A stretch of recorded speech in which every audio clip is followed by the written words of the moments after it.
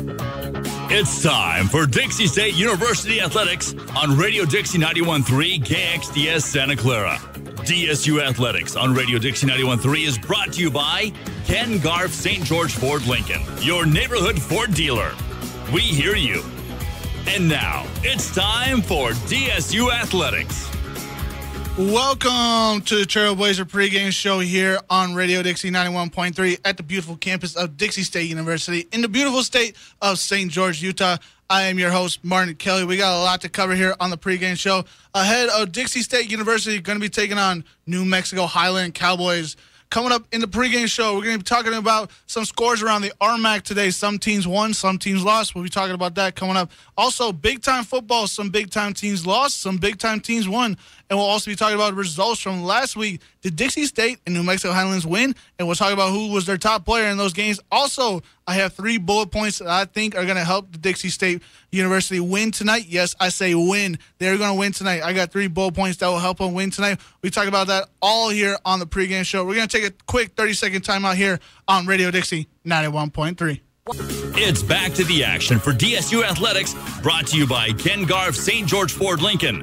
We now return you to Dixie State Athletics. Welcome back to the Dixie State pregame show here on Radio Dixie 91.3. Again, I am your beautiful host, Martin Kelly here. Let's get to a couple of scores around from the RMAC. Colorado School of Mines went up against Colorado State Pueblo today in a good matchup between both teams, and School of Mines came on top 35-21. Cameron Mayberry for the School of Mines had 34 rushes, 209 yards, and 3 touchdowns in the game. Puts Colorado School of Mines at 3-0, tying them with Colorado Mesa at 3-0, both tied at the top of the rankings. Drops Colorado State Pueblo 2-1 on the season. We'll see if they can bounce back from that. Chadron State went up against Fort Lewis today, team that Dixie State beat last week, and they beat them 31-21. Dalton Hughes for Chadron State was 19 for 34, 221 yards and 2 touchdowns in the game over Fort Lewis. Jumping over to Colorado Mesa, they went up against Western State College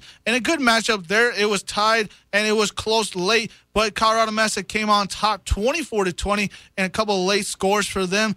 Easton Salem was 14 for 32, 193 yards and 2 touchdowns for Colorado Mesa in that game. And finally, the last game on today was Adams State versus Black Hill State in a game that was really, really close to the end.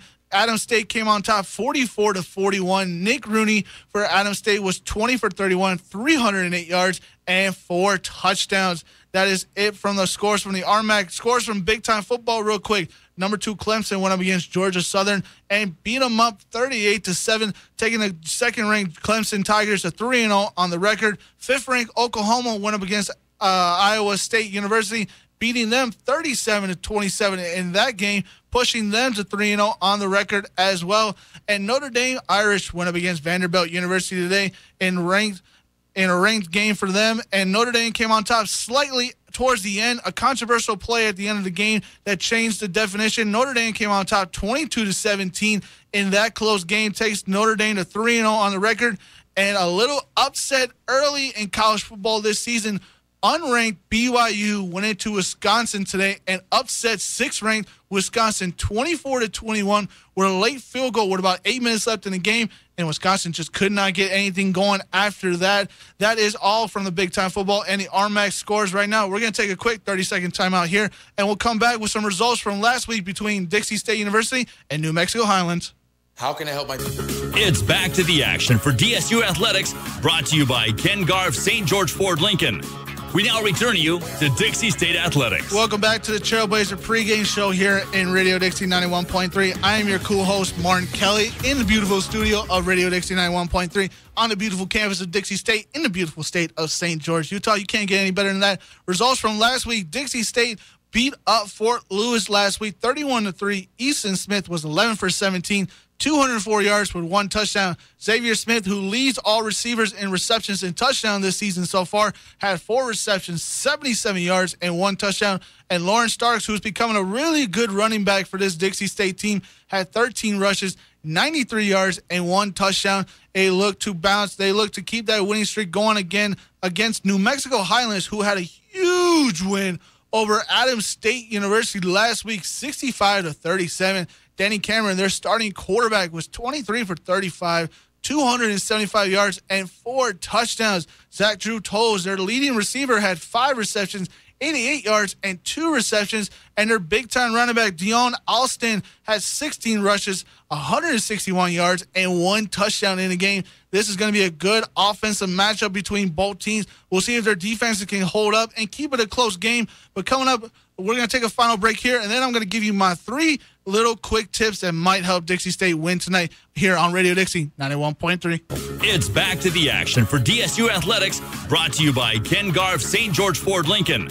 We now return you to Dixie State Athletics. Welcome back to the Trailblazer pregame show. Real quick here on the Trailblazer pregame show, I have 3 quick tips that might help Dixie State win tonight. Dixie State, stay balanced. You had 204 yards through the air. You had 214 yards on the ground. If you stay balanced tonight, this team can win this game. Dixie State University defense, get more pressure on the quarterback. You had 5 sacks last game. Keep up that pressure. Keep them on their toes. Keep that New Mexico Highlands offense off the field. You'll win this game. And have some fun, guys. It's the second of 3 straight home games for you. We got one more home game next week against South Dakota Mines. We're going to give you a live updates on that game as well. Just keep winning, man. You had one great game last week. You have another great game this week. You have another great game next week. And now we're going to send it live to Kerry Segmiller in the studio at Dixie State University Trailblazer Stadium, live on Radio Dixie 91.3. And welcome back inside Trailblazer Stadium. Look at your screen. We have got a flyover. It is Dixie State Military Appreciation Night tonight. Brought to you by the Western Warbird Museum here in the southern Utah area. Military Appreciation Night. Tonight, current military and veterans receiving free admission to the game. We want to tip our hats as well, tip our caps to all of our current members of the military, to our veterans. Obviously, with September 11th, earlier this week, it kind of gets you thinking about things like that, and we are so extremely grateful for all of the service that our military provides for us. You see it there on the screen. Big thank you to our military and to our veterans. We would not be able to be here playing this football game without you, so thank you very much to our military. The coin toss taking place right now. Tails is call. It is Dell.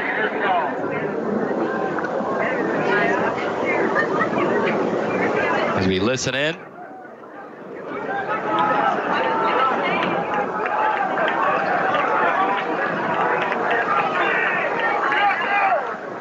Looks like the referee is done. Making that call on the field. Last week, they brought the audio through the entire coin flip.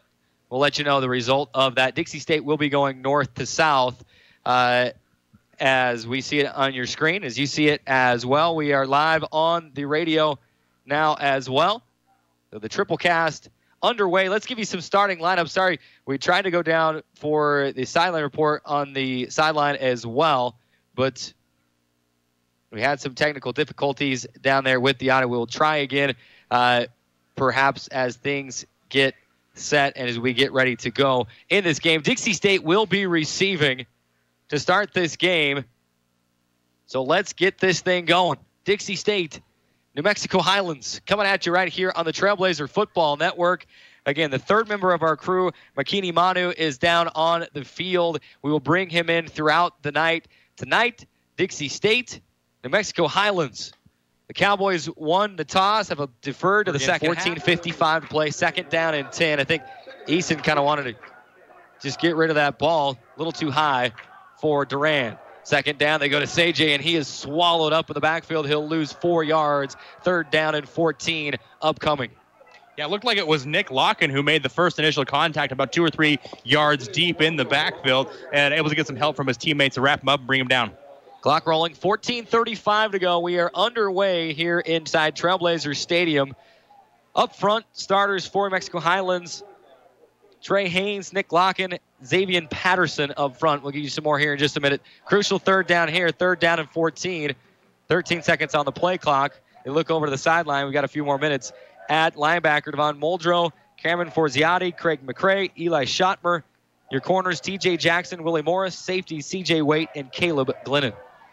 CJ has got it at the 25, breaking tackles, not going to quite get to the 30. He'll pick up about 6 yards on the play, past the original line of scrimmage, but it will not be enough. Dixie State will go 3 and out, and will have to punt on its first drive. CJ able to get the edge on the defensive line, able to get out in some space, but 2 Cowboy defenders was able to wrap him up, bring it down short of the 30. Back deep to receive the punt for New Mexico Highlands, Diego Elibario, sophomore out of Farmington, New Mexico. Josh Carlson to punt from his own 20. Gets a foot into this one. It's a high punt. Wind holds it up a little bit. It'll take a Dixie State bounce.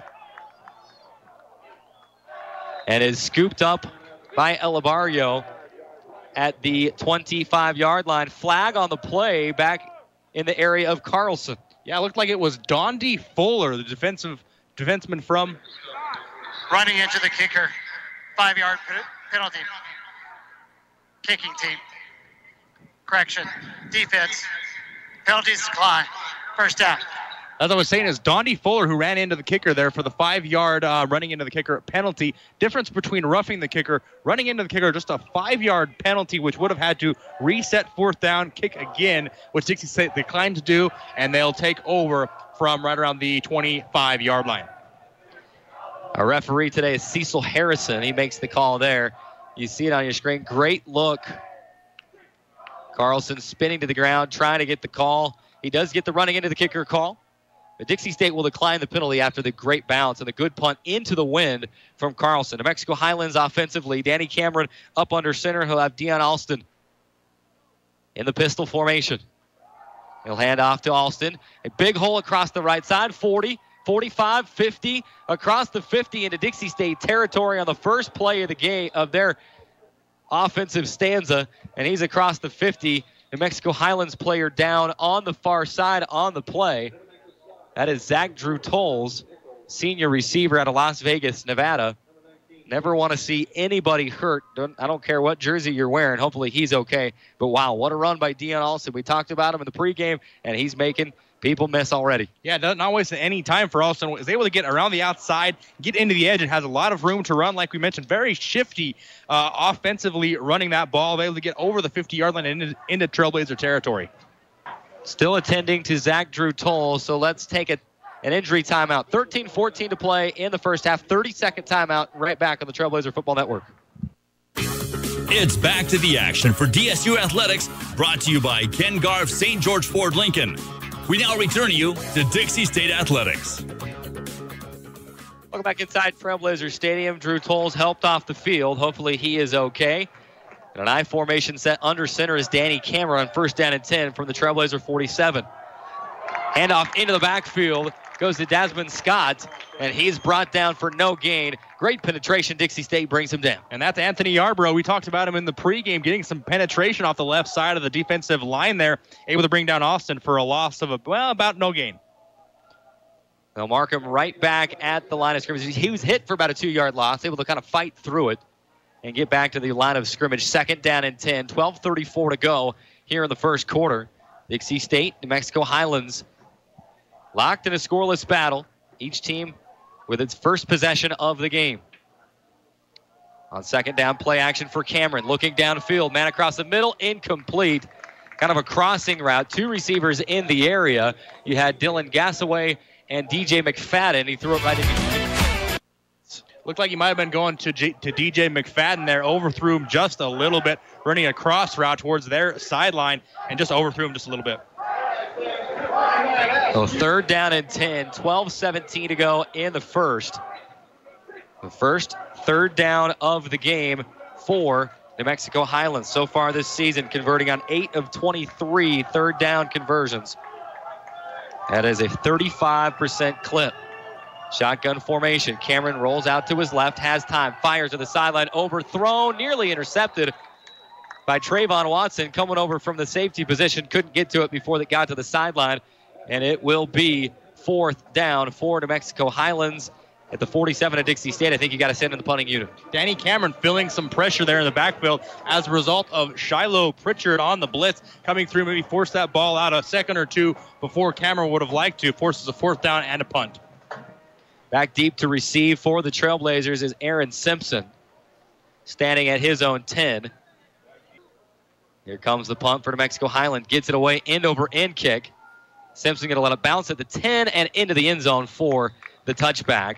And Dixie State will have its second drive of the game. While we've got a chance, we want to thank some of our great Dixie State athletic sponsors, Catering Concepts, Lonnie Boy's Barbecue, Chick-fil-A, and Jimmy John's. And don't forget Mountain America Credit Union. In fact, Mountain America Credit Union has a booth set up here tonight, giving out some stuff. And actually, you can get a Trailblazers branded debit card with any checking account at Mountain America Credit Union. So there's something to go check out when you get the chance. Drayson, what do you want to see different on this second drive of the game for the Trailblazers? Well, they tried to run a couple of times last time to Luongo. I think we got to get that running game going if we want to have a chance on this drive.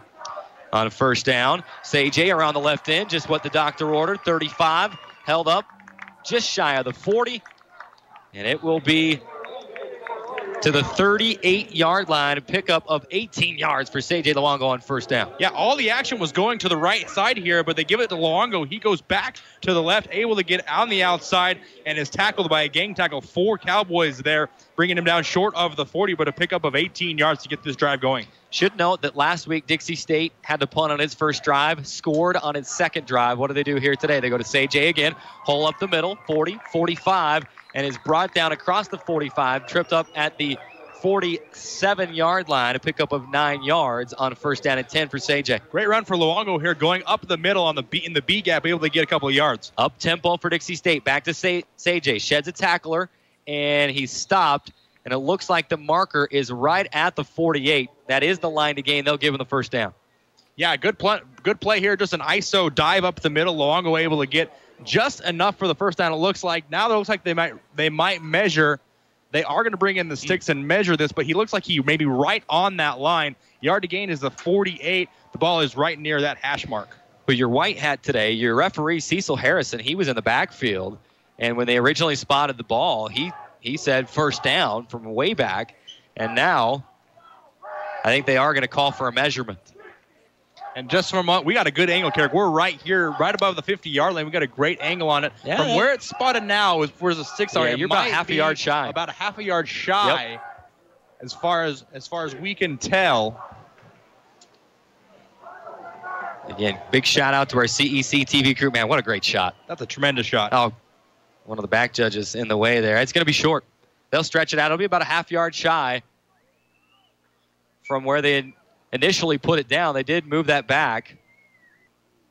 Well, they're still fidgeting with the chain. I mean, you can clearly see that it's just making sure. I think they want to make sure they want to get it where they're going to put it back on the sideline. Yep. They're measuring that chain, the exact link, which is where they want to put it. Absolutely. So they know they get it right for the next one. But if I'm the Trailblazers right now, I go back to Luongo. He's picked up a big chunk of yardage on this drive alone. I'm looking for Luongo to try to get this one, maybe even a quarterback keeper, but try to get another half yard. Yeah, they've maybe set up a good opportunity for Easton Smith to go read option here.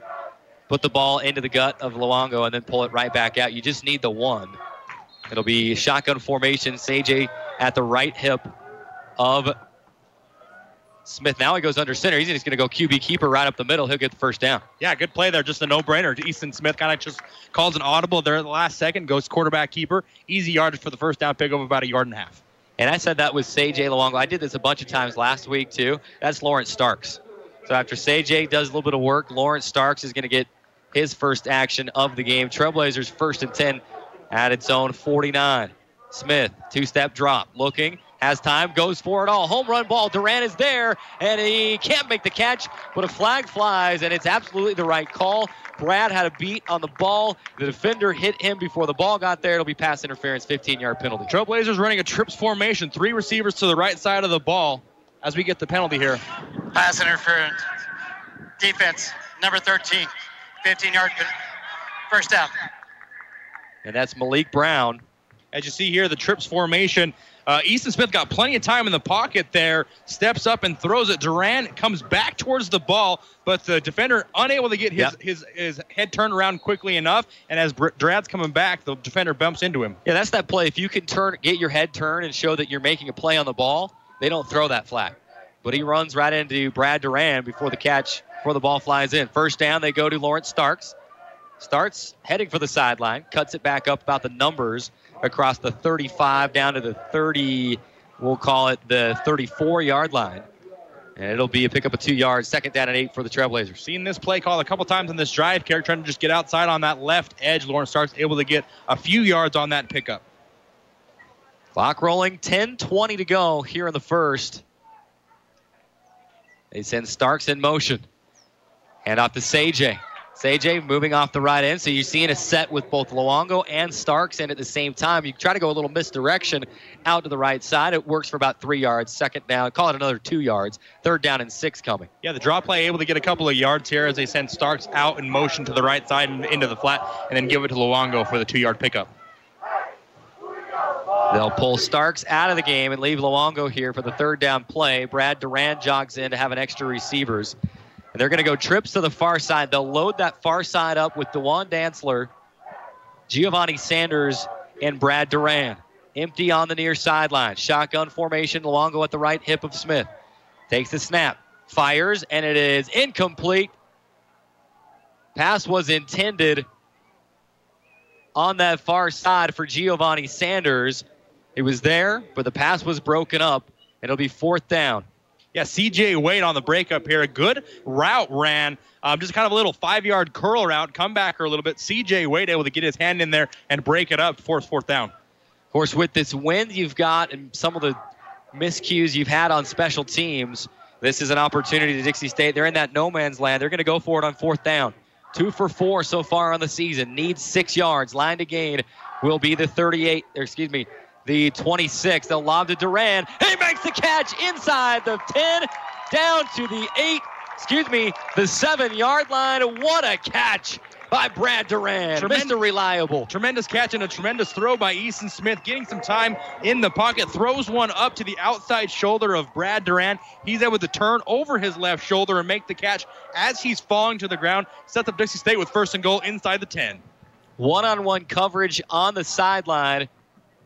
And Duran able to go down and make the catch with Malik Brown right there. I call him Mr. Reliable. Anything you throw to him, he's going to catch if it's possible to catch it. What a catch. First down and 10 for Dixie State, down to the 6-yard line. They'll mark it officially. Whistles with the play clock at 1. And Dixie State will have to burn a timeout with 8:57 remaining. What a play, what a catch. 8:57 to go here in the first half. Let's take a 30-second timeout. Come right back on the Trailblazer Football Network. It's back to the action for DSU Athletics, brought to you by Ken Garff St. George Ford Lincoln. We now return you to Dixie State Athletics. Welcome back inside Trailblazer Stadium. First down and goal from the 6-yard line. Drayson, put your coaching hat on here. What do you call on this first down play? Well, like I mentioned earlier in the pregame, you have Devin Osborne, a 6'7" sophomore out of Los Angeles, California. Might not be a bad idea to try to throw one up to him, lob it. He's not on the field right now, but I do imagine they will try to go to Luongo here. Maybe a dive off to the right side of the line. They'll go to Luongo. Call you Tony Romo up here, calling the plays. He'll dive forward. Let's see, maybe give him 2 yards across the 5 down to the 4. I'd like to see him put Brad Duran back in, and here he goes, jogging back in. Maybe a little play action dump it to Duran in the end zone. He does so much work. Doesn't score often, but he does so much work. One of the hardest workers at practice every week. Talked about him a little bit last week. Would love to see him get a score here. Of course, it doesn't matter who scores. Just want to see the Trailblazers get into the end zone. 8:20 to go. Kind of a bunch formation, 3 receivers bunched up on the right side. Luongo moves from the right hip to the left hip. Now he's in motion. Smith flushed out of the pocket to the right, looking, cuts it back inside, has room to run across the 5, dumps into the end zone, incomplete. Had a receiver in the back of the end zone. And that's the tight end, number 85, Hunter Christensen. couldn't quite get it to him as he's fallen to the ground, has to get rid of it. One hops it a little bit to Christensen in the back of the end zone. Thought Smith might try to run this in here. He makes the defender miss. That's number 50, Thomas Langtree. Then he throws to the receiver at the back of the end zone. Can't quite get it up to him, and there we forced a third down. Third down and goal from the 4. Converted on fourth down on this drive, and Dixie State punch it in. Shotgun snap to Smith. Looking. Receiver there. Pass is caught, and it's Brad Durant. Touchdown, Trailblazers.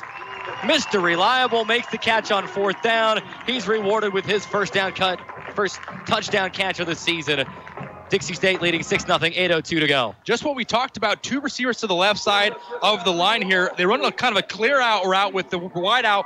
Durant is there in the slot, runs like a 5-yard little turnaround, just kind of find a zone, find a bubble, a pocket there, and he was able to turn around, make the catch for the touchdown. Of course, Durant will stay on to hold for A.J. Jurgensen on the PAT. The kick is up, and it is good. 8:02 to play here inside Trailblazer Stadium. Dixie State leading at 7-0. We're going to keep it right here. We're going to go down to the third member of our crew, Makini Manu, here in just a minute when we can get the camera over to him for a sideline report.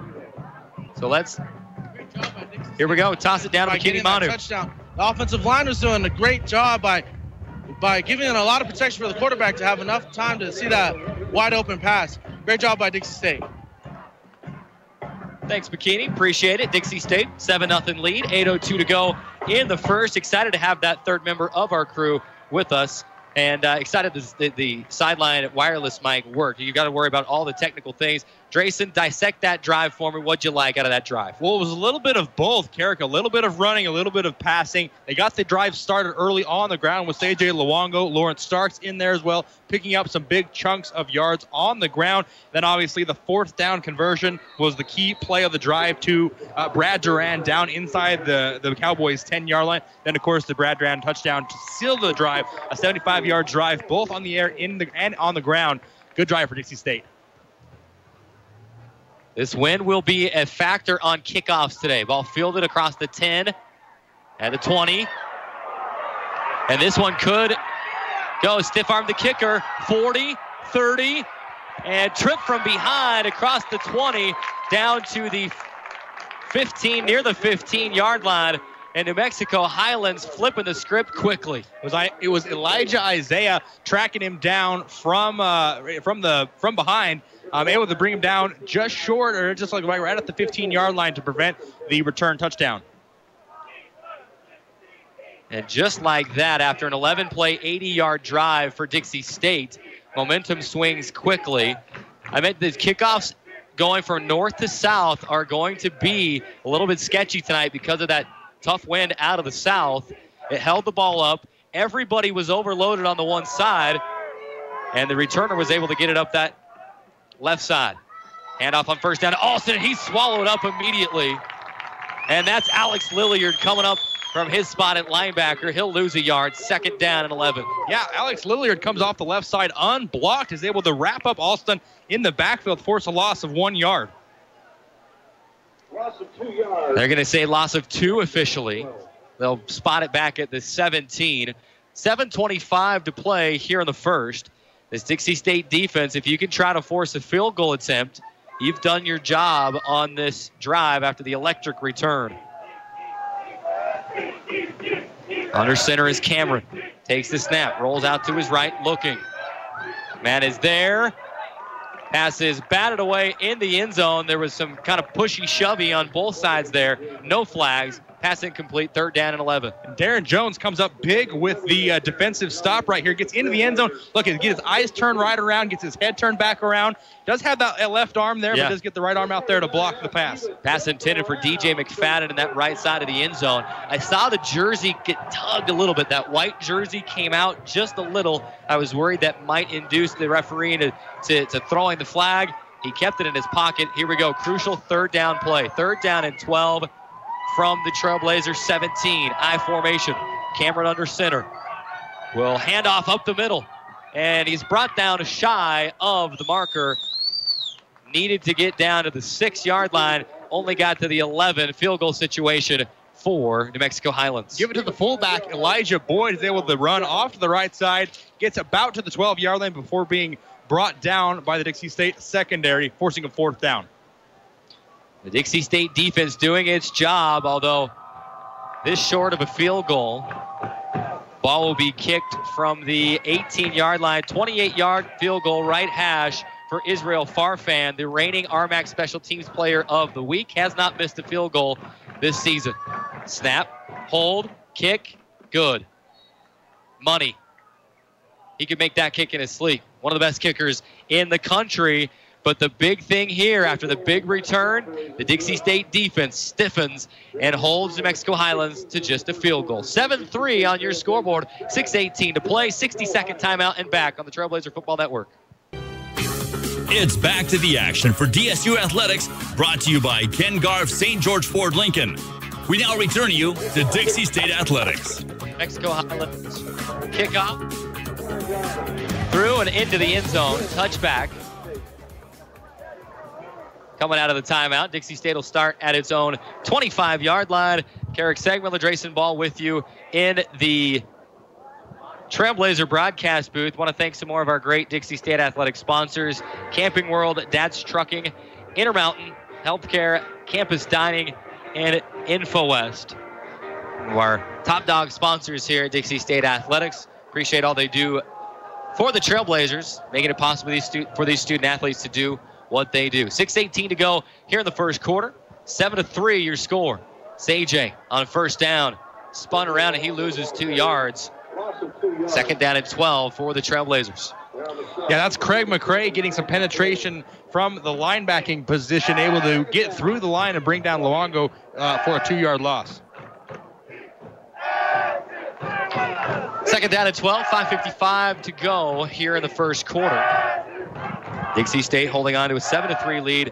One thing we didn't get to in the pregame is the series history between these two teams. We'll get to that here in just a moment. Shotgun snap to Smith. Gives to Sajay at the left hip, and he'll dive forward for a yard. Third down and 11. You hear the Dixie State faithful below us clamoring, come on, we got to go. It'll be third down and 11 for the Trailblazers. In danger of going 3 and out. Kind of just a run-pass option there. Decides to give it to Luongo. Able to get back to the line of scrimmage. Maybe give him a yard. Third down and long. Here we go. Dixie State, remember, still playing into that wind. So you saw Easton Smith on a long pass to Brad Durant on the touchdown drive make that throw. Didn't affect that throw too much. Looks like it may have picked up a little bit, but obvious passing situation here on third down and 11. Brad Durant in motion from right to left. Shotgun snap to Smith. 2-step drop, has time, holds, fires across the middle to Giovanni Sanders. Pass is complete, but only for 3 yards. And it will be fourth down and 8. Dixie State will be forced to punt. Like what Easton Smith did, wanted to go downfield, checked all of his options, finally just dumped it to Sanders, played it safe, they'll punt it. Yeah, good for the offensive line. They're giving Smith some time to survey his options. Everyone covered. Decides to go to Giovanni Sanders, picks up 3 yards, but will force a punt. It will be Carlson to punt from his own 15. A line drive punt, going to take a Dixie State bounce, fielded at the 30 and brought down across the 40 near the 41-yard line, where that play, as Diego Elibario, he was the returner that was shaken up earlier in the game. He's back out onto the field. Yeah, a little low line drive punt there, trying to do his best to keep it out of the wind. Takes a good Dixie State bounce. Not much of a return there, and the Cowboys will take over from the 40-yard line. 4:11 to go here in the first quarter. Well, I tell you, you look at the drive chart, New Mexico Highlands has had pretty darn good field position to start. We'll give you that here in just a moment. Hand off to Alston. Starts right, slices and dices his way back up into the middle for a 3-yard pickup. Second down and 7. He's so quick, and he's got a quick juke. And he's able to slip through the smallest of gaps there, and he picks up 3 yards. Yeah, you see it there. He's just able to plant his right foot, put it straight in the turf there, and cut off it very quickly. Alston picks up 3 yards on first down. Mexico Highlands has started at its own 25. at the Dixie State 15 and now at its own 41-yard line at its 3 possessions so far today. Snap, quick end around, gets a block, first down yardage, still on his feet, cuts it back inside. And he's across the 50 down to the 33-yard line. A big pickup for the Cowboys, Devin Henderson. Yeah, Devin Henderson just able to do here on the end around, just able to catch the outside. No one on contained for Dixie State. Is able to pick up a big chunk of yards for the Cowboys. 23-yard pickup for Henderson on the first down play. That's one thing that New Mexico Highlands has done this season. Marty Fine, the head coach, has Matt Clark helping him out as the offensive coordinator. First down, they go back to Alston. Finish that thought in a minute. Big hole around the right end. One man to beat, and he's pushed out of bounds. First down run, and then some. It'll be inside the 20 down to the 14-yard line. A big run for Deion Alston. This is what he does so well. He's able to survey the line very, very quickly. You see, he was going to go to the left. That gets blocked off. He's able to cut backfield to his right and able to pick up a lot of yardage. I tell you, this offense is all kind of schemed around misdirection and trying to get the defense with momentum to the other side. As you see, almost everything they run, they show something going one way, and then they cut it back the other way. Handoff up the middle. On a first down, powering his way down to the 5-yard line is Desmond Scott. And that will go for, I believe, now they're going to call it 9-yard pickup. It'll be second down and 1 from the 5. Yeah, this is just some smash-mouth football going right up the middle, right behind the center there. Able to pick up a good chunk of yardage. Sets up second and about a yard. Second down and 1, 2:15 to go here in the first. And the Dixie State defense tightened here. The hand of the fullback is hit, spinning off 2 tacklers, and he's into the end zone. Touchdown, Cowboys. Elijah Boyd powers his way for a 5-yard touchdown run, and New Mexico Highlands has taken the lead 9-7 with 2:06 to play. Something we don't see a lot of days nowadays in football is the fullback getting a carry here late. Deep into Trailblazer territory. He's a big guy able to rumble and stumble his way into the goal line to take 9-7 lead here in first quarter. Farfan in for the PAT. 14 of 14 so far on the season is Farfan at point after tries. This one is up, and he gets it. Looked like he may have pulled it left a little bit, but sticks it through. 2:06 to play after both teams went 3 and out one time. It's all offense now. 10-7.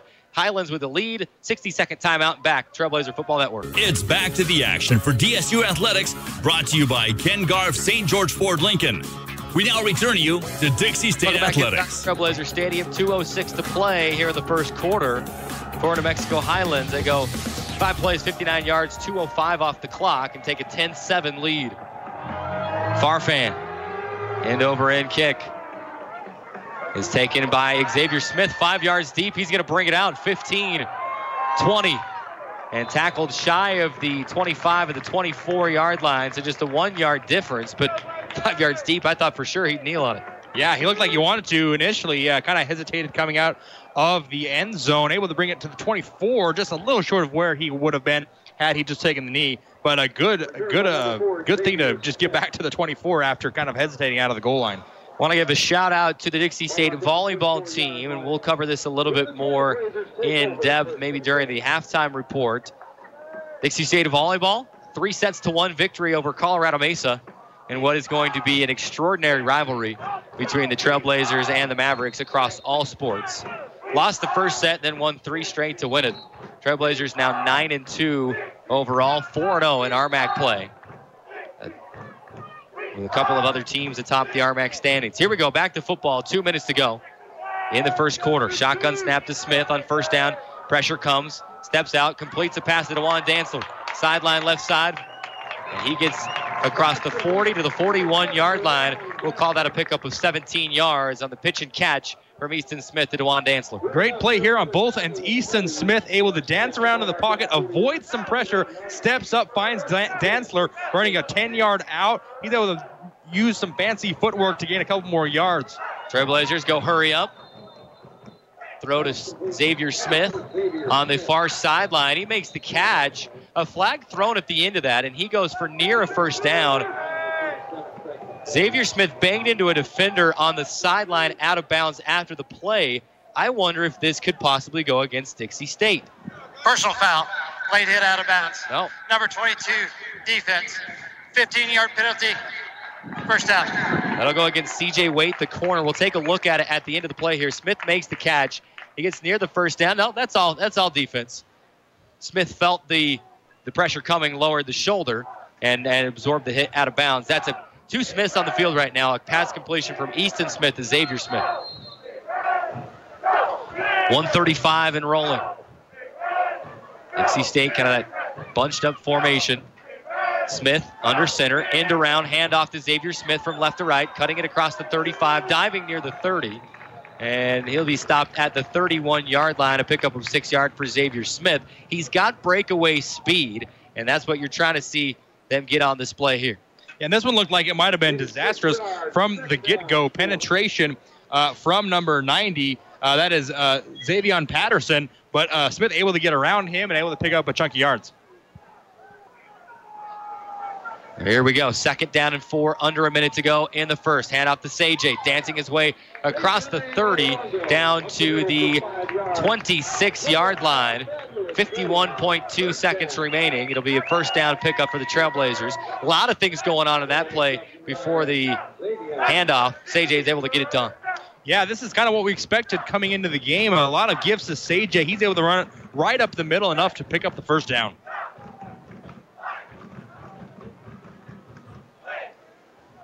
30 seconds remaining in the first. They go right back to Sajay. Same play, and he'll pick up close to 4 yards on the play. It was the same play as the previous, except you saw Isaiah Wooden motioning from right to left instead of left to right.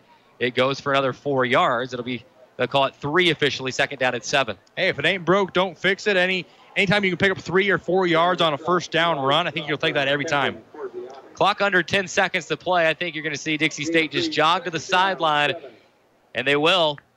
15 minutes of football in the books here at Trailblazer Stadium. It's New Mexico Highlands 10, Dixie State 7. We'll take a 60-second timeout. When we come back, we'll have some first quarter stats for you. And Dixie State will have 2nd and 7 from the New Mexico Highlands 23-yard line. 60-second timeout and back on the Trailblazer Football Network. It's back to the action for DSU Athletics, brought to you by Ken Garff St. George Ford Lincoln. We now return you to Dixie State Athletics.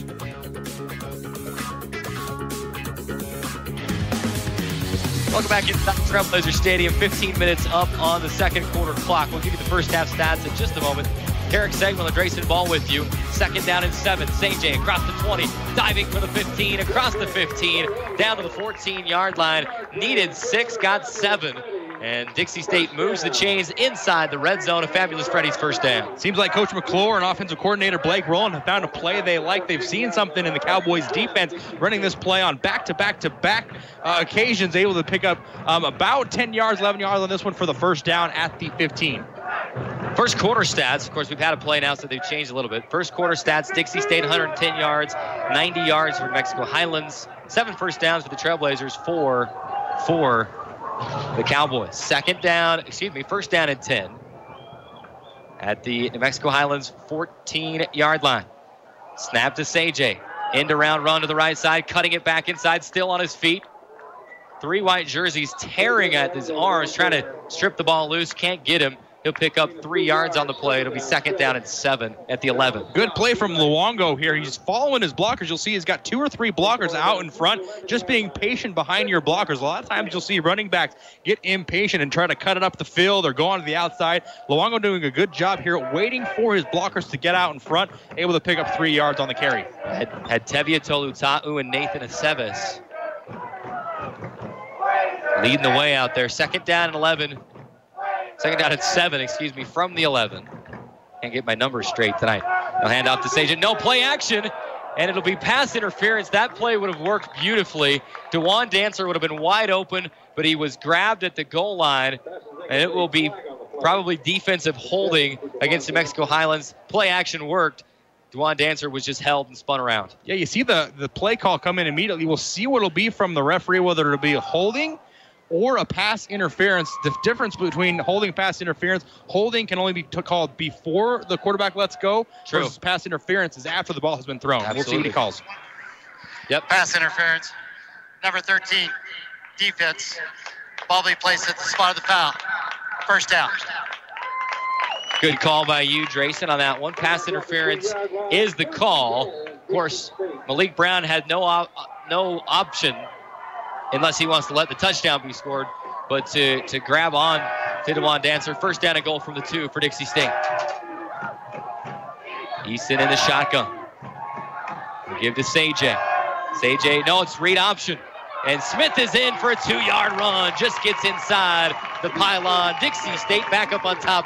13-10, 13:28 to go, PAT pending. Carrick, they've set up this play the entire drive. Easton Smith with the quarterback keeper. The same run they've run 3 or 4 times on this drive. They give the Cowboys that same action, that same look. Instead, this time, Easton Smith keeps it, able to run it to the right side, inside the pylon for the touchdown. Did not fool Thomas Langtree, the linebacker, but he's able to outrun him for the score. PAT attempt coming. The snap, the hold, the kick is blocked. And Dixie State picks it up and runs it in. And I don't think the referees know what to call here. Well, the defense can run it back the other way. I don't see why that shouldn't be 2 points. Teviotolu Ta'u picked it up and ran it in. That's a live ball. Here's the distinction: if the PAT is blocked and goes backwards, which it did, we'll see. We'll get the call from the bench. 2 points. Yes. Dixie State's going to get 2 points out of the blocked PAT. So as I was saying, the differentiation is if the punt or the kick is blocked and it goes backwards, that means going away from the end zone. The ball is live. If it's kicked and goes forward, that means it is a dead ball. This play, as you see, does not cross the line of scrimmage. That's the distinction. That's why Dixie State was able to pick it up and run it in for the 2-point conversion. Unconventional, but 2 points nonetheless. 15-10, Dixie State leading it. 13:28 to go. Touchdown Trailblazers, unconventional 2-point try. Let's just take a 30-second, just a 30. Come right back on the Trailblazer Football Network. It's back to the action for DSU Athletics, brought to you by Ken Garff St. George Ford Lincoln. We now return you to Dixie State Athletics. Dixie State leading at 15-10, 13:28 to go. 8 plays, 76 yards. And here comes the kickoff from A.J. Jurgensen. Back deep to receive is number 21, T.J. Jackson.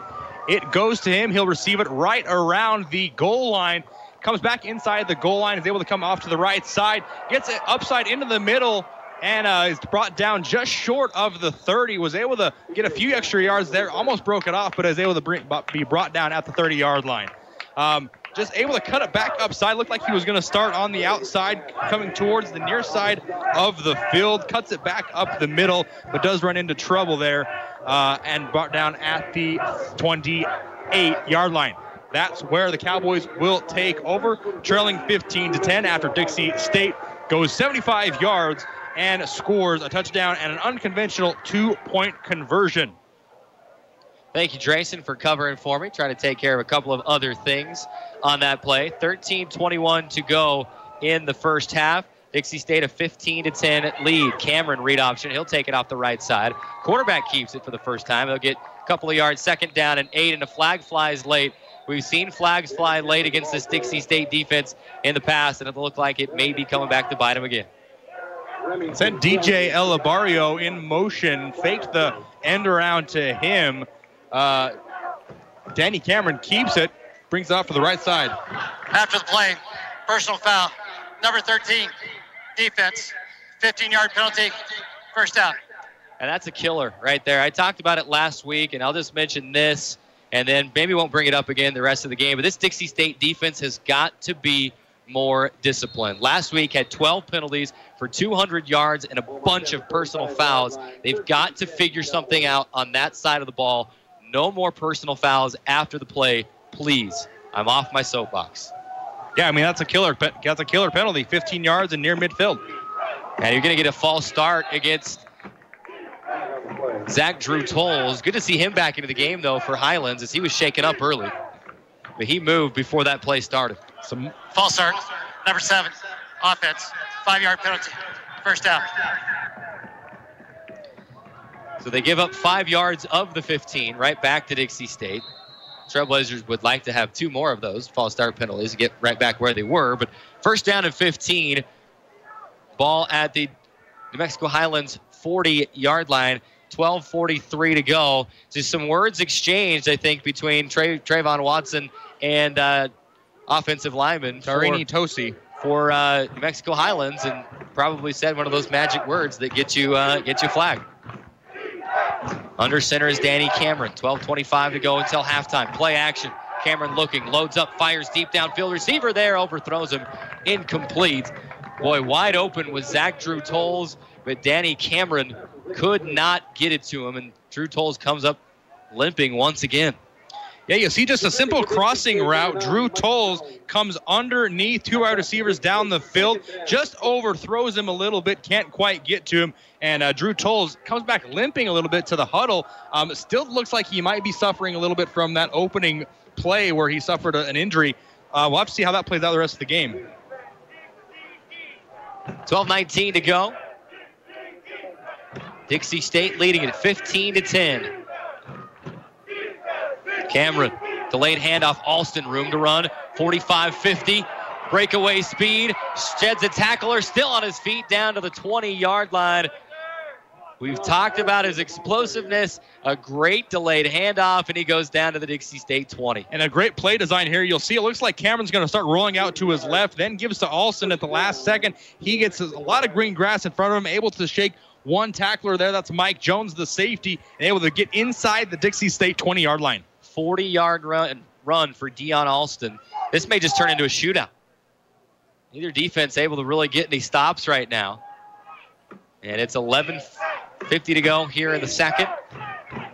Mexico Highlands knocking on the door in the red zone once again. 15-10 Dixie State lead, but perhaps not for long.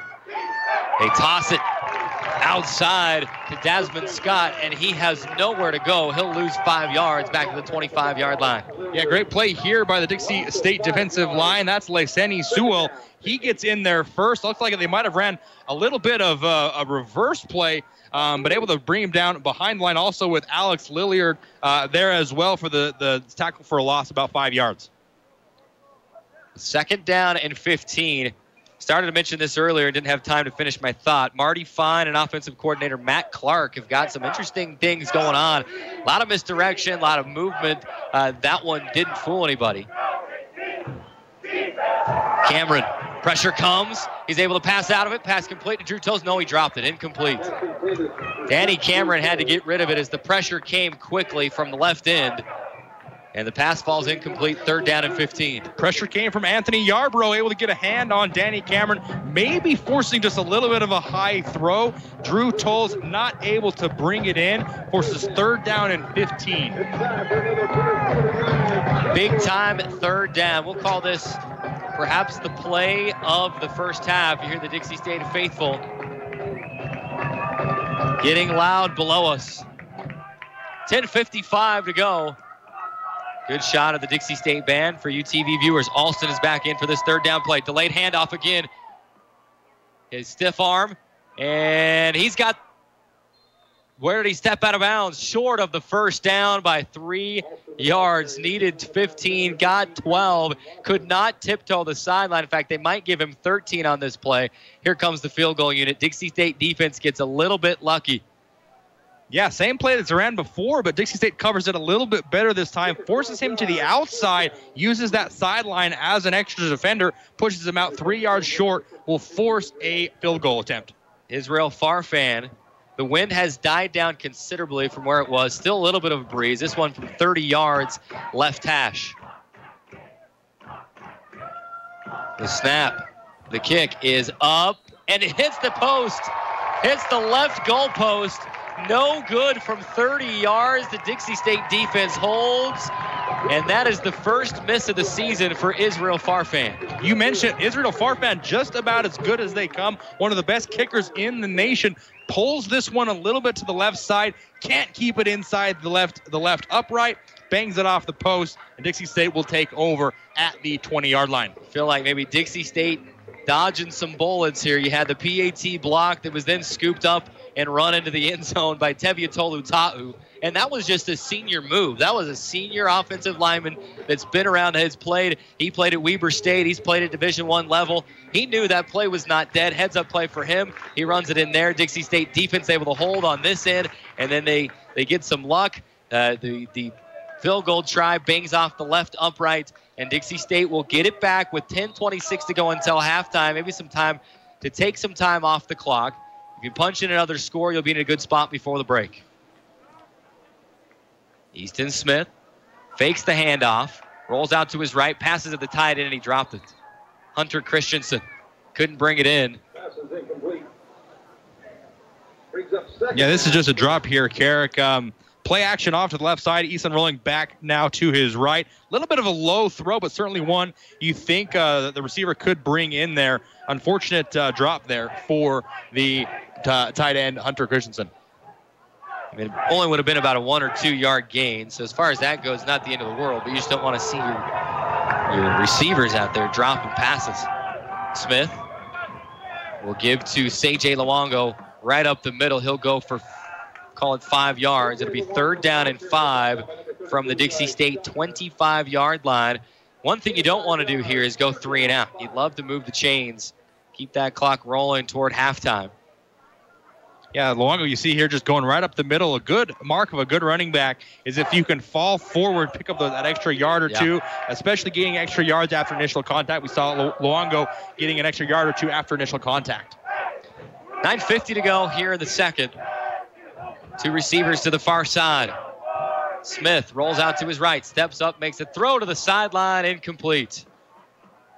Pressure coming, and Smith had to get rid of it. Xavier Smith couldn't quite get up and make the catch. Punting unit on for Dixie State. Yeah, a little bit of a pressure here from the Cowboys defensive line. Looks like that's number 97, Nick Locken, forcing the ball out a little bit sooner than Easton Smith would have liked. Xavier Smith couldn't come up with a catch a little bit high. Back deep to receive for the Cowboys is Diego Alabario. He's standing at his own 20. High snap. The kick nearly blocked, but Carlson able to get it away. Pulled it to the left, though, and it will bounce at the 37 and go out of bounds at the 35-yard line. Dixie State will probably just take a deep breath and take that with how close it was to getting the punt blocked. Yeah, that's number 38 for the Cowboys. Steven Thornton able to get in there. Looked like he would have had a great chance to block that punt.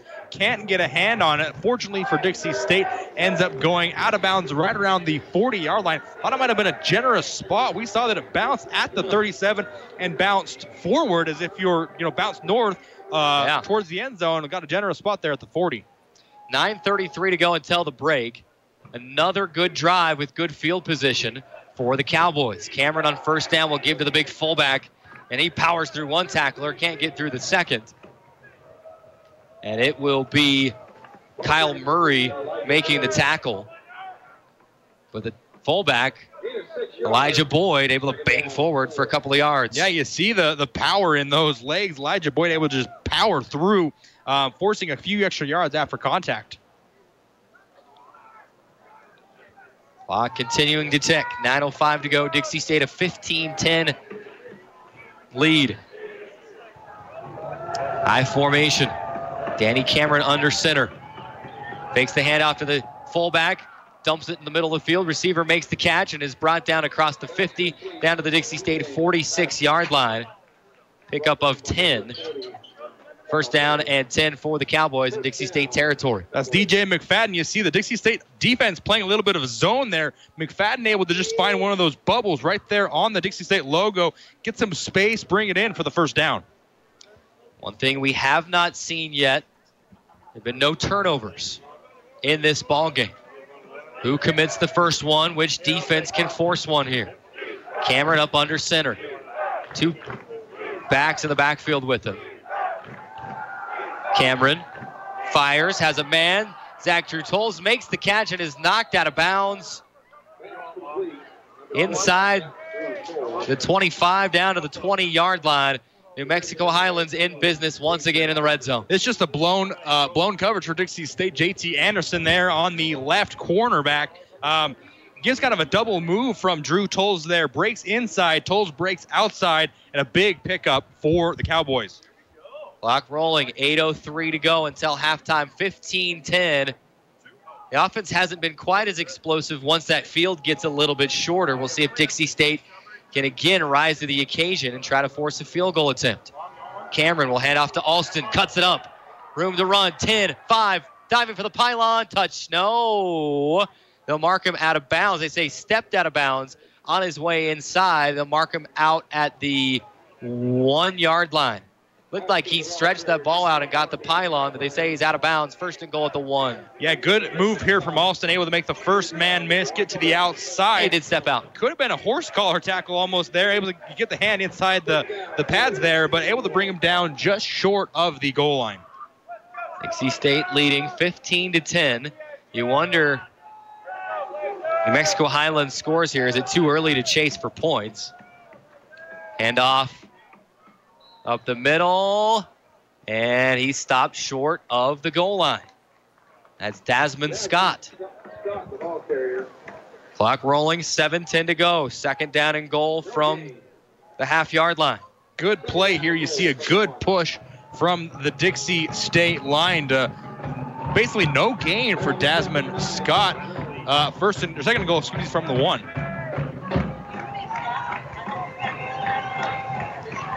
Second and goal, power I formation. Right back to Scott, leaps up over the pile, and he's in. Touchdown, New Mexico Highlands. 16-15, Highlands with a 1-point lead, PAT pending, and they'll just send the kicking unit out onto the field to try to get the 1. Yeah, good play here from Desmond Scott. Not able to pick it up on the previous play. This time decides just to go right up over the top. Crosses the goal line for the Cowboy touchdown. 6:40 to go here in the second quarter. New Mexico Highlands having its way offensively. And they march down. Kick is blocked. It's a live ball. Dixie State will try to scoop it up. It's still live, and then it will fall. No, it's still live. They haven't blown it dead yet. Dixie State returning, and he's knocked out of bounds.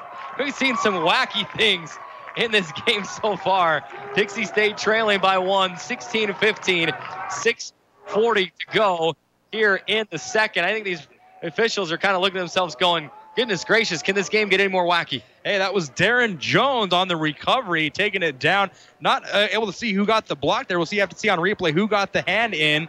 And but yeah, kind of 2 blocked punts, both of them going for Dixie State at this point. Tough to see who gets his hand in there to block it. That looks like Remington Kelly gets in there. Kelly blocking it. We're going to keep it right here during the break. We want to toss it down to McKinney Manu, the third guy of our crew tonight. So let's do it. We'll toss it down to McKinney Manu for a report from the sideline. Great job by Dixie State defense by getting that field goal or PAT block. Unfortunately they scored a touchdown, but at least we didn't let them get a PAT. Good job by the defense. They just need to step up more on the D-line and control that line of scrimmage. Thank you, McKinney. Carrick Segmiller, Drayson Ball with you right here in the Trailblazer broadcast booth. And a reminder that everything we have going on here tonight, student produced, and everybody doing a great job. Remington Kelly getting the paw in there, getting the block. And Dixie State will have Xavier Smith and Aaron his way across the 30. Diving to the 34-yard line, give him 6 yards on the play, second down at 6. We've seen Dixie State go to this time and time again. Seijay Luongo up the middle, able to get a really good push from his offensive line there, and he keeps his legs low, keeps his feet churning, able to pick up about 5 yards on the carry. Been kind of a wacky first half here, 16-15, not your typical football score. On second down, pressure comes, Smith's going down. Tried to step up in the pocket, couldn't evade the defenders, and that's Cameron Frziati with the sack. Yeah, you see Smith try to just step up here in the pocket. Got some penetration on the edge as well. Steps up and meets Cameron Frziati right in the middle of that pocket coming from the linebacker position. You'll see it here. Forziati able to just bull rush his way through the tight end. That is Hunter Christensen. Brings Easton Smith down for a loss. 5:34 to go. Snap to Easton Smith. Fires across the middle. DeJuan Dantzler makes the catch at the 45. Is stacked up by a couple of defenders. He's still spinning across the 50. How did he get across the 50? Big gain for the Trailblazers. Across the 50 into New Mexico Highlands territory. You said it, Carrick, a great play. Dantzler looks like he just runs a 15-yard dig route.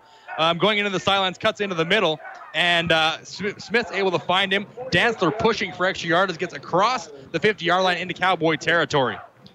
Smith, a great throw right on the money. Dantzler makes the catch, hit initially by C.J. Waite, and the rest of his crew comes in there. But Dantzler able to spin across the 50 down to the New Mexico Highlands 48-yard line.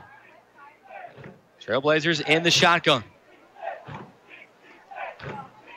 Smith claps his hands. They're going to go reverse here to Isaiah Wooden. They scored a touchdown on this play last week across the 40, down to the 35-yard line, and then eventually stopped. But a first down play, kind of a slow developing reverse. But Isaiah Wooden has the speed, and he goes for another Trailblazer first down. Great play here. You see the give to Luongo, back to Wooden on the end around reverse. Easton Smith out here blocking in front. Gets a key block on number 29, David Muldrow, and projects Woodson to get a bunch of extra yards. You'll see it again here on replay. Easton Smith not only plays quarterback, he plays blocker as well, projecting that run. Snap to Easton Smith. Play action. Has time. Fires sideline, and Brad Duran was wide open. He's mad at himself because he couldn't get to that one. That's the kind of guy he is. But that ball needs to be brought down just a little bit. Yeah, just a little bit too high for Brad Duran. He's not the tallest of football players, about 5'10". Easton Smith had some time, stepped up in the pocket, just a little bit high, unable to connect with Brad Duran. And Duran's upset, too, because he knows if he can make that catch in stride, he has room to turn and cut up the sideline and go, and maybe even get the end zone. As it stands, it'll be second down and 10 from the 35. By the way, those ultra-slow replays that you're seeing, the new 4K camera that Dixie State has and able to employ that makes for great replays. We're excited to bring you that here. Read option. Easton Smith will dive forward for 3 yards. It'll be third down and 7 from the 32-yard line. Of course, this is 4-down territory for Dixie State. So they've got 2 tries to get 7 yards. It'll bring up third down and 7. Yeah, good read option play here by Easton Smith. You'll see here on this play, if we get a replay, might not get a replay, but fakes it to Luongo, keeps it here. You'll see he's reading that defensive lineman. That's number 96, Joseph Gutierrez. He's reading Gutierrez and see what he does. He keeps it, gets about 4 yards. It did not fool Eli Schottmer, the linebacker, though. Fire to the sideline. DeJuan Dantzler can't quite make the catch. Both referees throwing their hat. That means that DeJuan Dantzler was forced out of bounds by the defender. And that's Willie Morris making the breakup, and he's letting everybody know about it.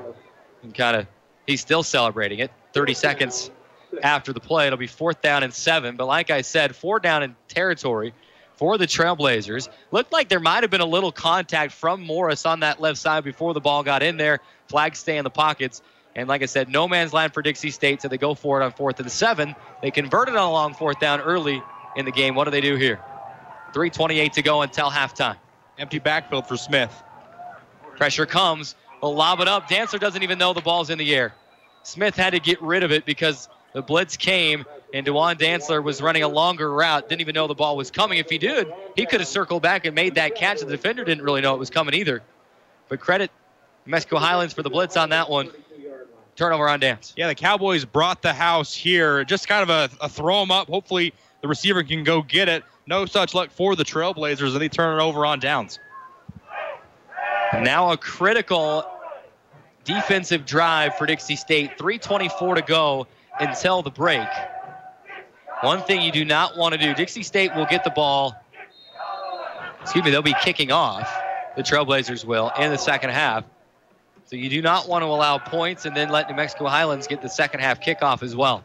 Cameron will pitch it out to the right side. It's Scott making his way around the right end, makes the first man miss, and then is banged down at the 40-yard line. He'll be 1 yard shy of the first down and 9-yard pickup. 3:17 to go. He's hit out of bounds, so the clock will continue to run. Thought he got out of bounds, but they'll continue to run it. Yeah, Trayvon Watson, first here on the scene, knocks him out of bounds. Just shy of the 40. Looks like it might be right at the 40, but not before Desmond Scott can get out around the edge and pick up a bunch of yards. 16-15 in Mexico Highlands. Leading by 1.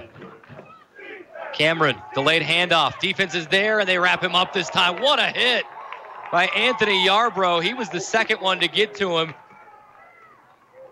But he drove the ball carrier to the ground, had some help from a teammate slowing him down a little bit, and then Yarbrough getting in there and laying the hit. Yeah, the gift to it was Jaron Manning. Anthony Yarbrough was busting up field and then was able to come back and bring him down. They do get the first down, however. Alex Lilliard got the hands around the ankles a little bit that at least changed the path of the run and allowed Yarbrough to get in there and make the stop. First down and 10. Only needed 1 for the first down. 2:15 to go until halftime. Ball at the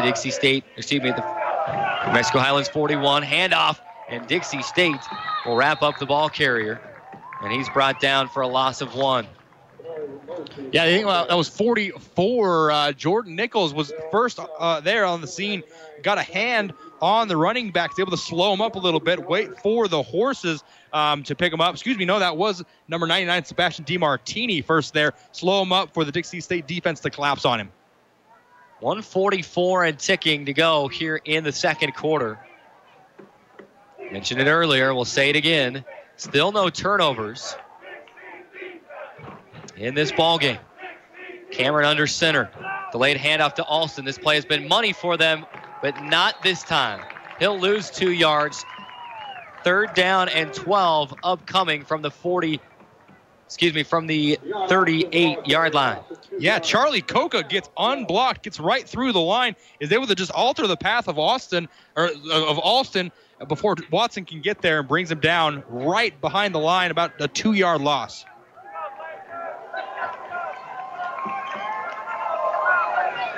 Mexico Highlands so far 0 for 3 on third down conversions. Under a minute to go. Critical third down here. Third down and 12. Cameron with 2 receivers to either side looking. Drops it inside. Catch is made. First down yardage and more. Knocked out of bounds. New Mexico Highlands sideline asking for a flag for a hit out of bounds. But Devin Henderson making the catch. Making the first down, and the drive continues for New Mexico Highlands. Yeah, Devin Henderson just runs a simple drag route across the middle of the field. Danny Cameron, you'll see him on the bottom of your screen, going out of the top of your screen.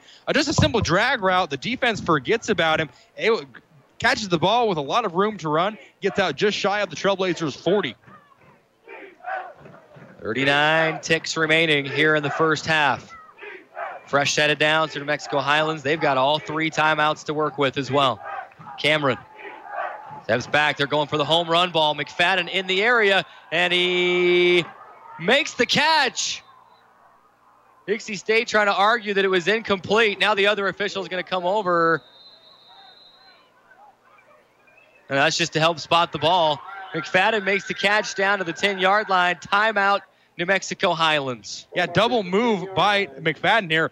Fakes the 5-yard out route, gets the defender to Deke, then he turns it upfield. You'll see it here on replay. He turns it upfield and is able to bring in the catch. That's number 19, J.T. Anderson. Ooh, I don't think he secured that thing all the way through. Let's see the replay here. We can get a look at it. Oh, what a great view. Oh, can't quite see the replay there, but it does look like it bobbles. No replay in Division II college football. Carrick obviously won't matter, but he'll slow this one down for us. This was the better look. Ball's on secures it there.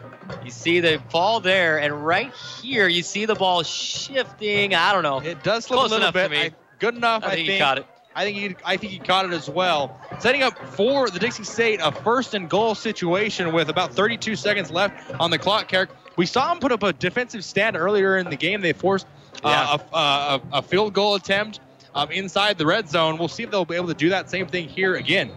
Have to. This is almost a backbreaker. I mean, it's just the one. Wouldn't be the end of the world, but cannot give up a touchdown here, and pass is incomplete. Flag will fly. Pass interference going to be called.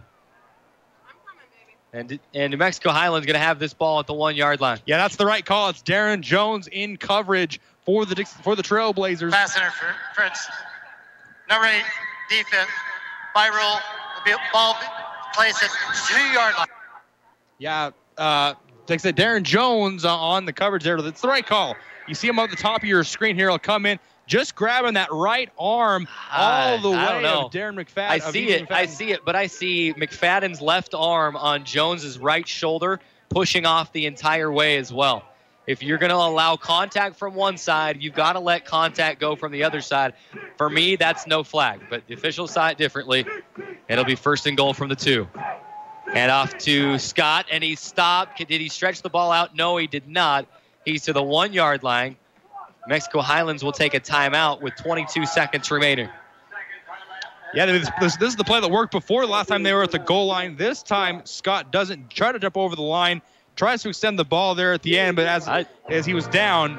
I think they're going to give him a good spot. The knee was down well before he stretched the ball out as well. You'll see that here if the play continues all the way through.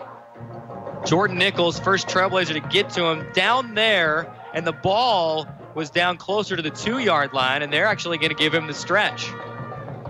Yeah, tough play there. What a great replay, especially with that new super camera they've slow got there. motion. Credit to CEC Television for that great look right down the goal line. Awesome look there. So Cowboys set up 2nd and 1. Plenty of time left on the clock. That's not an issue. They'll have plenty of time. They can do whatever they want here, Carrick. They can run the ball if they want to. They can try to throw a couple of passes out of the end zone if they want, if they don't have anything there. Playbook is wide open at this point for the Cowboys. 2nd down and goal from the 1. Can the Dixie State defense hold here? I formation. The power I. Alston in the back. The fullback, Jason Aguiar. In the front. And where's the ball end up? Touchdown. Touchdown to Mexico Highlands. Kind of a little bit of a backbreaker for Dixie State. Just a 1-point lead now. Now it grows to a 7-point lead. So it remains just a 1-score game pending the PAT. But just before halftime, and New Mexico Highlands gets it to start the second half as well. Yeah, just a simple quarterback keeper. Danny Cameron just gets a good push. Receives an extra little help from Jason Aguirre, the fullback right there. You'll see the ball cross the goal line right about there. He stretches out. Yep, touchdown. Gets across the line, taking the Cowboys up 22-15. PAT is up and good. 23-15, Dixie State trailing, 13.4 seconds to play. Let's take just a 30-second timeout. Come right back on the Trailblazer Football Network. It's back to the action for DSU Athletics, brought to you by Ken Garff St. George Ford Lincoln. We now return you to Dixie State Athletics. Halftime, Dixie State defense was able to bend and not break early. They break there, 23-15 on some breakdowns in the secondary. They'll go squib kick to try to avoid a return, but it is scooped up by Xavier Smith at the 10, across the 30, cuts inside of the 40, and it is tackled out of bounds at the 45. 6 seconds remaining. Some extracurriculars after the play, no flags thrown. That makes you wonder, are you close enough now to you're at the, where are they going to mark this thing? 46-yard line? You're close enough. There's 6 seconds remaining. You might want to just take a shot at the end zone and see what happens. We'll see if they do that or not. If it were me, I probably would. They mark it at the 47. So you're looking at a 53-yard field here. Yeah, a lot of different options here. They're going to kind of play a prevent defense. You see the corners playing about 15 yards off. The safety's well beyond that. Feet at about the 20, 25-yard line. Here we go. Snap to Smith. Drops back, looking. He'll just drop it to Luongo short across the 50 to the 40. Play has expired, and that is how the first half will end. We won't see a throw to the end zone, perhaps just wanting to keep a turnover off the board. And that will end the first half. Dixie State has done some pretty good things, but New Mexico Highlands has been able to do whatever it wants. Offensively, a 23-15 lead for the Trailblazers. Drayson, your quick hitter thoughts before we go to the halftime break. Trailblazers have to be able to stop the run. Alston's been able to get loose. Desmond Scott's been able to get loose a few times. They've got to key in on those running backs. But not only that, they've got to be better in the secondary. They've given up some big plays through the air, blown coverages, open receivers, things like that. They've got to be better in that aspect as well. If they clean up their defensive line, able to slow down those running backs, and their secondary can be a little bit better, not giving up those big chunk yards through the air, they'll have a good chance in the second half. Let's bring in the third member of our crew, McKinney Manu, for a report from the sideline. Great first half by Dixie State Trailblazers. They did pretty well by being able to control that line of scrimmage. Unfortunately, we got some scores by New Mexico Highlands, and hopefully next half they'll come out stronger on the offensive line. If they control the line of scrimmage, they'll be able to control the game. So big ups to the offensive line for giving some protection for the quarterback.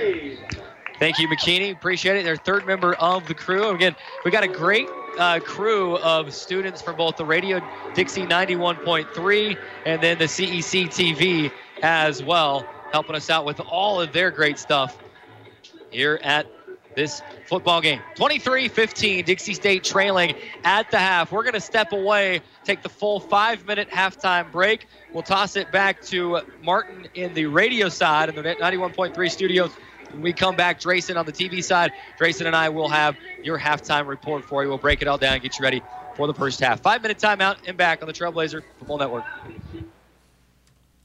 Thank you, Carrick, for that little introduction here on Radio Dixie 91.3. That's right, we got the Trailblazer halftime show coming up. We're going to take a quick 30-second timeout, and we're going to get you some stats, highlights, and much more from this Trailblazer halftime here on Radio Dixie 91.3. It's back to the action for DSU Athletics, brought to you by Ken Garff St. George Ford Lincoln. We now return you to Dixie State Athletics. Welcome back to the Halftime Trailblazers show here on Radio Dixie 91.3. Quick stats from the game. New Mexico Highlands leading 23-15. New Mexico Highlands have 152 yards on the rush, 107 yards in the pass. Danny Cameron, their quarterback, is 5 for 10, 107 yards in the passing game. Their big-time runner, Darian Alston, has 8 rushes for 121 yards. Dixie State numbers, 88 yards on the rush, 80 yards in the passing. Aston Smith looking a little sluggish. He's got 6 for 14, 80 yards, 1 touchdown. CJ Luago for the Dixie State has 14 rushes, 65 yards. Got to pick it up a little bit. Little scores from the RMAC. Colorado State, Colorado School of Mines beat up Colorado State Pueblo. They beat them in a close game today. It was believed 35-21 for that score. That puts Colorado School of Mines at 3-0. Colorado State Pueblo at 2-1. Their big-time runner Mayberry had 34 rushes, 209 yards, and 3 touchdowns in the game for them. Chadron State beat up Fort Lewis 31-21. Dalton Holst had 19 for 32, 221 yards, and 2 touchdowns in that game. Colorado Mesa went up 3-0 on top of Western State. They had a close game there, 24-20 in that one. Aston Smith was 14 for 32, 193 yards, and 2 touchdowns in that one. And Adams State went up to Black Hill State and won that game 1-2. Goes 1-2 on the record. They beat up Black Hill State 44-41. Their quarterback Nick Rooney went for 20 for 31, 308 yards, and 4 touchdowns. We're going to take a quick break here. We're going to come back. We're going to get some other scores from other footballs, and I'm going to give you a couple of my ideas that I think Dixie State should be changing around and maybe get closer into this game here on Radio Dixie 91.3. It's back to the action for DSU Athletics, brought to you by Ken Garff St. George Ford Lincoln. We now return you to Dixie State Athletics. Welcome back to the Trailblazer Halftime Show here in Radio Dixie 91.3. I am your host, Martin Kelly, in the beautiful state of St. George, Utah. Now let's get to a little scores from big-time football today. BYU getting their big-time win this season. They upsetted Wisconsin 24-21 in a good game between them two. 20th ranked Oregon beat San Jose State 35-22, and 24th ranked Oklahoma State beat Boise State 44-21. If you just joined us at the halftime, New Mexico Highlands is leading Dixie State 23-15. And so far, Dixie State is looking a little sluggish. They don't have a lot of yards on the game. They got 80 yards through the 80 yards through the pass and 88 yards through the rush. Dixie State's not coming out with the firepower that they had last week against Fort Lewis. Obviously, they're playing a better defense this time. But, again, with New Mexico Highlands, they're taking advantage of the fact that Dixie State is trying to put 8 men in the box. They're blocking everybody, and they're trying to get everybody out of there. So that's really what New Mexico Highlands is doing, just rushing the ball a lot. And then when they go into play action, they're taking advantage of the fact that Dixie State's trying to push everybody up on the line. And then receiving-wise, they're just able to go out and throw a couple balls. Dixie State's got to get some more penetration in the pocket, then try to go after the rush. On the Dixie State side of the ball, offensively, they got to get the line going more, and they got to get connected more on the passes. Eaton Smith looked a lot better last week in the game where he was 11 for 17 for 204 yards. This week, he's looked a little sluggish. He's 6 for 14, 80 yards in the pass. He's really got to pick up his game, look for better routes, look for better passing attempts, and just try to get as many as he completed and try to work that offense just a little bit better. And another thing for this team is penalties. Penalties. Dixie State's got to stop with it. They had one unsportsmanlike penalty in the game. Today they had 10. They had, I believe, 5 of them last week in a game against Fort Lewis. 12 penalties for 200 yards, but 5 of those were unsportsmanlike conducts. They got to clean that up to stay in this game. Obviously, Dixie State is kicking the ball back to New Mexico Highlands at the start of the half. But this has got to be some things that this team's got to do to make sure they stay close in this game so that Dixie State can, get that offense going, get the passing game on, get the rushing game on. Dixie State's defense has got to step up, pound that offensive line, put more pressure on them, make sure this New Mexico Highlands offense feels comfortable. This team put up 63 points last week against Adams State. So this team is not afraid to get into a little bit of a shootout. Dixie State looks a little bit uncomfortable when they're in that, but they got to figure out some way to get into that. We're going to take a quick timeout, 60-second timeout here on Radio Dixie, and we'll come back with some more on the Trailblazer Halftime Show. It's back to the action for DSU Athletics, brought to you by Ken Garff St. George Ford Lincoln.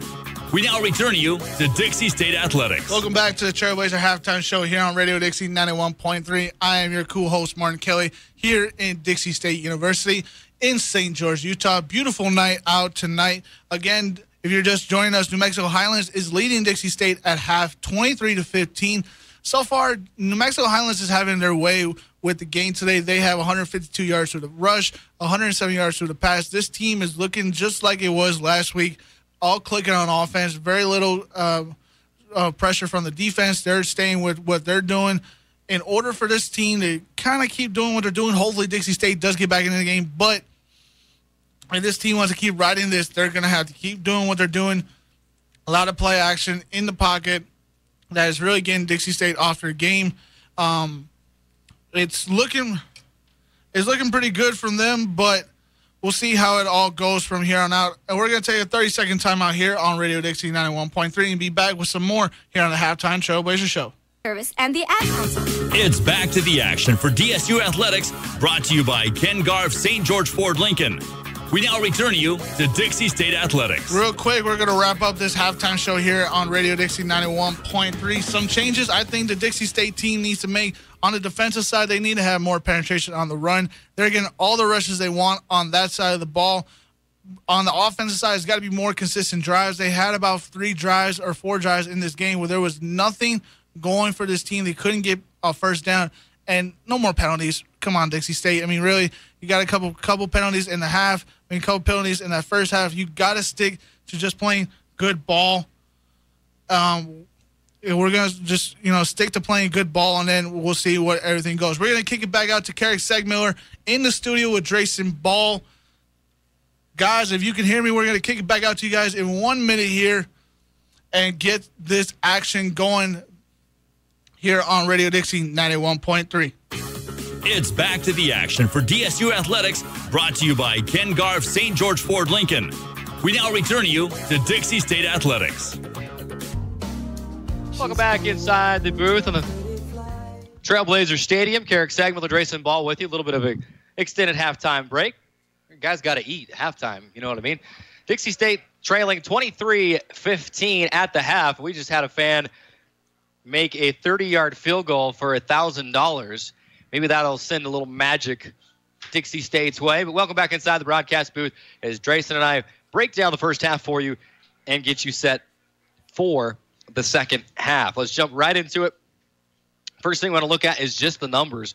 As a team, Dixie State, 184 yards of total offense. If you compare that with the first half, they had 110 yards of total offense in the first quarter, only 74 yards in the second quarter. And New Mexico Highlands has turned things around, just 90 yards of total offense after the first, and then at halftime, 259 yards of total offense for New Mexico Highlands, and 152 of those on the ground. Dixie State got to try to figure something out on that ground game. Individually, Dion Alston has surpassed 100 yards already. 8 carries on only 8 carries, Drayson. 8 carries for 117 yards. He's averaging just about 15 yards per carry right now. Danny Cameron, 5 of 10 through the air for 107 yards. For Dixie State, Seiji Luongo, 15 carries. He's got 63 yards.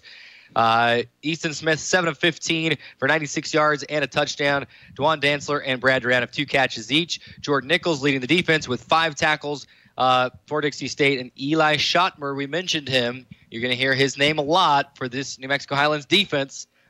9 tackles in the first half for the Cowboys.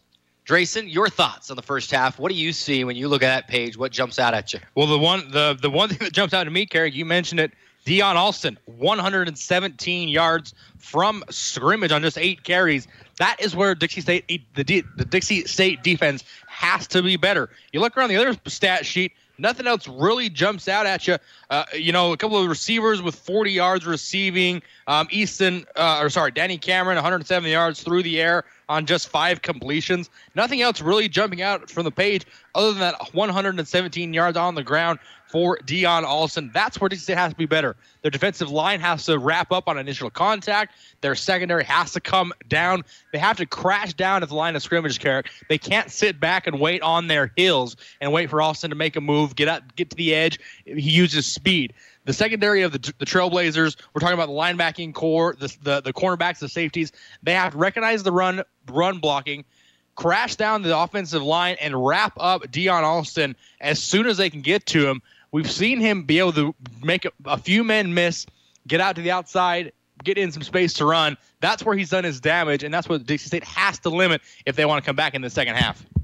It'll be interesting to see, and you and I were talking about this at halftime, how much of the Marty Fine and I don't know how much hand Marty Fine, the New Mexico Highlands coach, has in the offensive play calling, but it'll be interesting to see how much the Marty Fine / Matt Clark offense, how much of the playbook have we seen, and how much new will they roll out in the second half?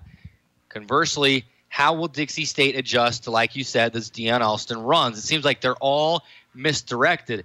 They either delay handoff, he starts on the inside, kicks it back out to the outside. Dixie State has got to adjust defensively, and that's kind of a Captain Obvious comment. But we talked about our keys to the game. The middle one was limited. The first one was slow down Alston. Well, if you're going to grade that out, you haven't done very good on that so far. You want to win the battle on the line. There's plenty of room for Alston to run, so there's improvement there and create big plays. Dixie State has Brad Duran had a long catch on the drive that he's caught a touchdown pass, but every time that you've done something big, and New Mexico Highlands has been able to swing that the other way. I look for Dixie State, I think, to really get momentum back their way. Got to have them force a couple of turnovers. Yeah, New Mexico Highlands has taken very good care of the ball this season. +5 in the turnover margin, 7 gained, only 2 lost, and we're seeing that here. But Dixie State, I think, to really get momentum back their way, got to see a couple turnovers forced this half. Yeah, I agree, Carrick. That's one of the quickest and easiest surefire ways to get back into a game. Force a couple of turnovers, interceptions, fumbles, whatever they may be. That's a good way to get yourself back in the game, Carrick. Going back to Alston, you mentioned he's a very patient runner. We've noticed that on delayed carries, delayed handoffs. He's able to survey the line, survey the defense, survey where players are going to be, where his blockers are at, able to follow along his blockers. And then, as we see, when he gets open, when he gets into space, able to juke, make a few guys miss. He's very shifty, and he's very, very fast. Just over a minute left until the second half starts. So let's do this. We're going to step away for 60 seconds. When we come back, we'll give you just a couple quick thoughts on what we want to see in the second half, and then it will be time for the second half. Dixie State trailing 23-15. Can they turn it around in the second half? We'll find out after the 60-second timeout on the Trailblazer Football Network. This is you over 30 years ago. It's back to the action for DSU Athletics, brought to you by Ken Garff St. George Ford Lincoln.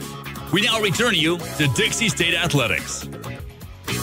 It's back to the action for DSU Athletics, brought to you by Ken Garff St. George Ford Lincoln.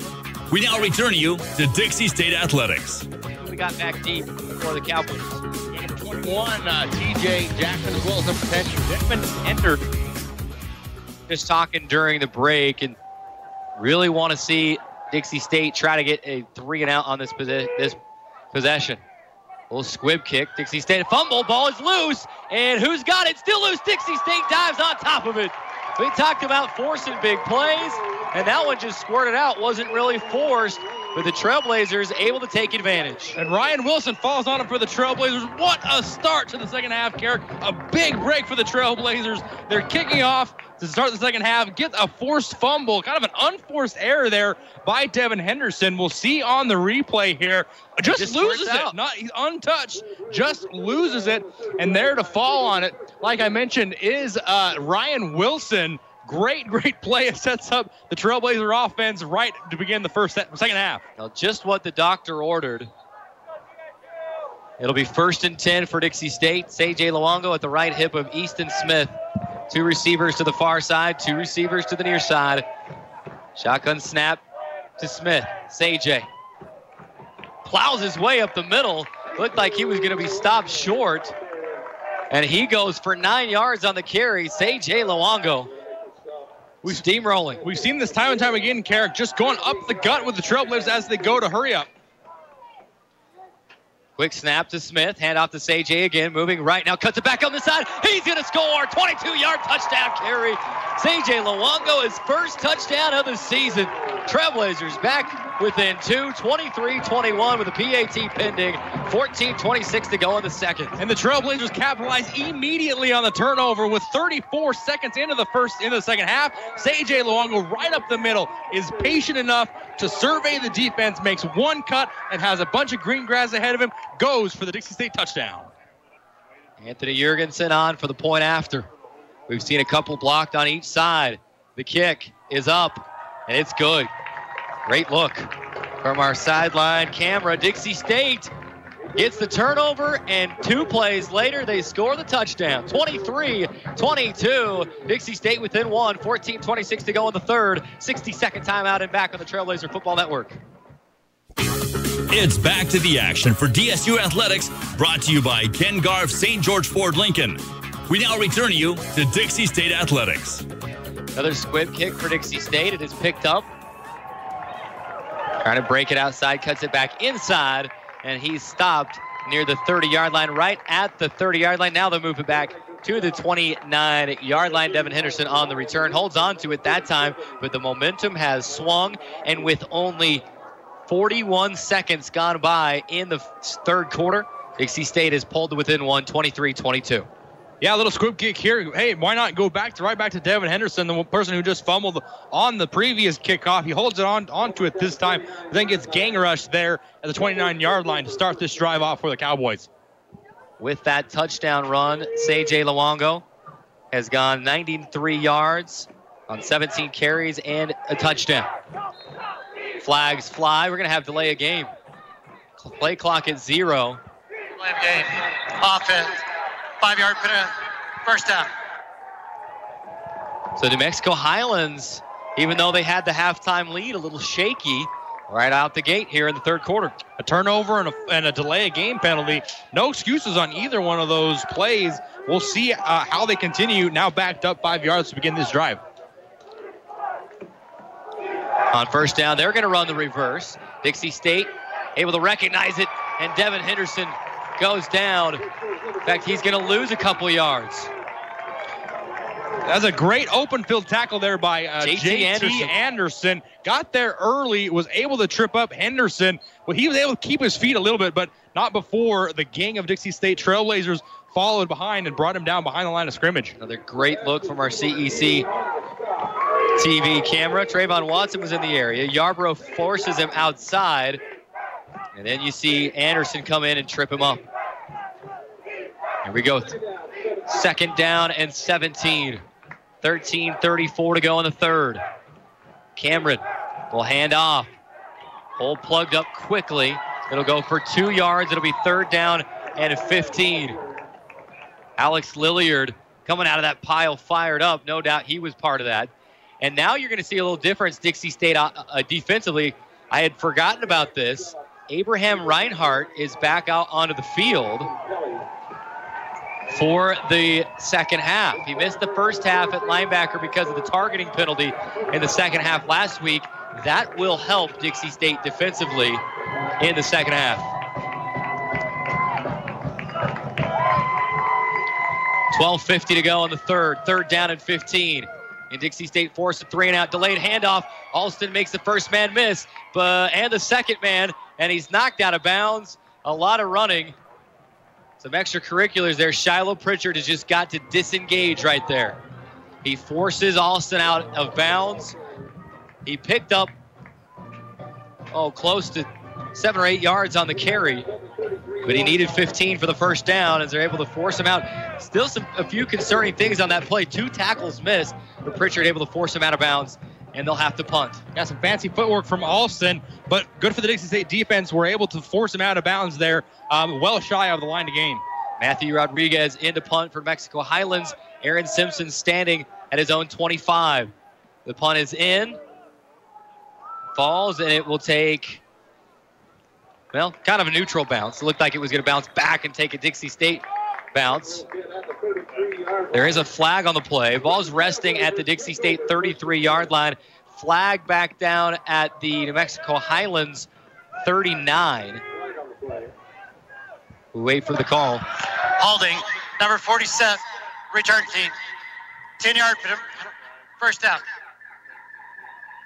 So holding, although there was no return, apparently there can still be holding on a non-return. That will back Dixie State back to the 23-yard line. There's a couple there was a play last week too where Dixie State, it was late, wouldn't have mattered. Dixie State scored a touchdown, but they called a pass interference, offensive pass interference on the other end of the end zone. I look at it logically and say, hey, if it doesn't affect the play, it shouldn't be a flag. Say-Jay Luongo around the right end, picks up 3 yards. Now, there's certain things, personal fouls and sportsmanlike conducts after the play. Yeah, certainly.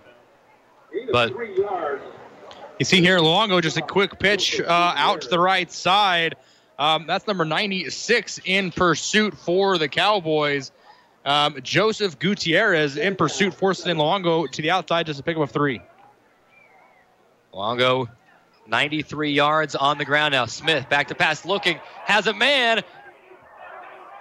And he goes, kind of checks down and goes to the outside to Connor Miller.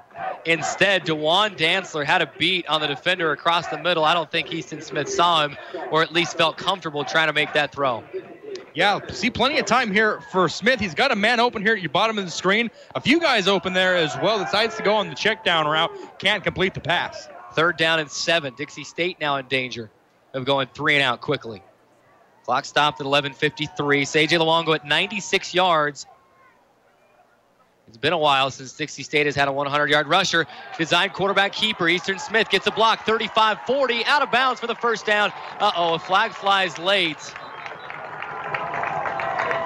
With how late that flag flew, I think the first down, if it's holding, I think the first down stands. Because look at where the flag's resting. It's beyond the first down marker. We'll have to see what the call is. The Cowboys defense certainly believes that it's on Dixie State. We'll have to see what the white hat says here as they try to solve it, figure out where to mark it. They are marking it in the Dixie State direction, however. Holding, number 88, offense. 10-yard penalty. 3rd down. Coach McClure, you can hear him through the ref mic. They're arguing that it should be, they're saying 3rd down, but this, where they threw the flag at the spot of the foul, it was way past the first down marker. That should be a first down. Should be a first down. 3rd down and 1, they're going to say, after they bring the 10 yards back for holding. Great play and is brought back by a holding call. Yeah, you see it there on your screen. The flag is resting at the 40. Wonder if they must have declared 10 yards from where the foul occurred, which may have been, before the 40 a little bit. And perhaps he was just late getting the flag out. Perhaps. That could have happened. Perhaps late getting the flag out, just needed to get the flag out there. Coach McClure still arguing that that's a textbook block, shouldn't be a hold.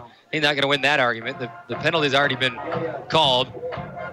And key for the defender in that situation, Carrick, is you can't get your arms outside like on the shoulder pads. Yeah. Have to keep your arms inside in the middle of the jersey. Anytime you get the arms on the outside of the defender on his shoulders, that's usually when the referee throws the flag for holding.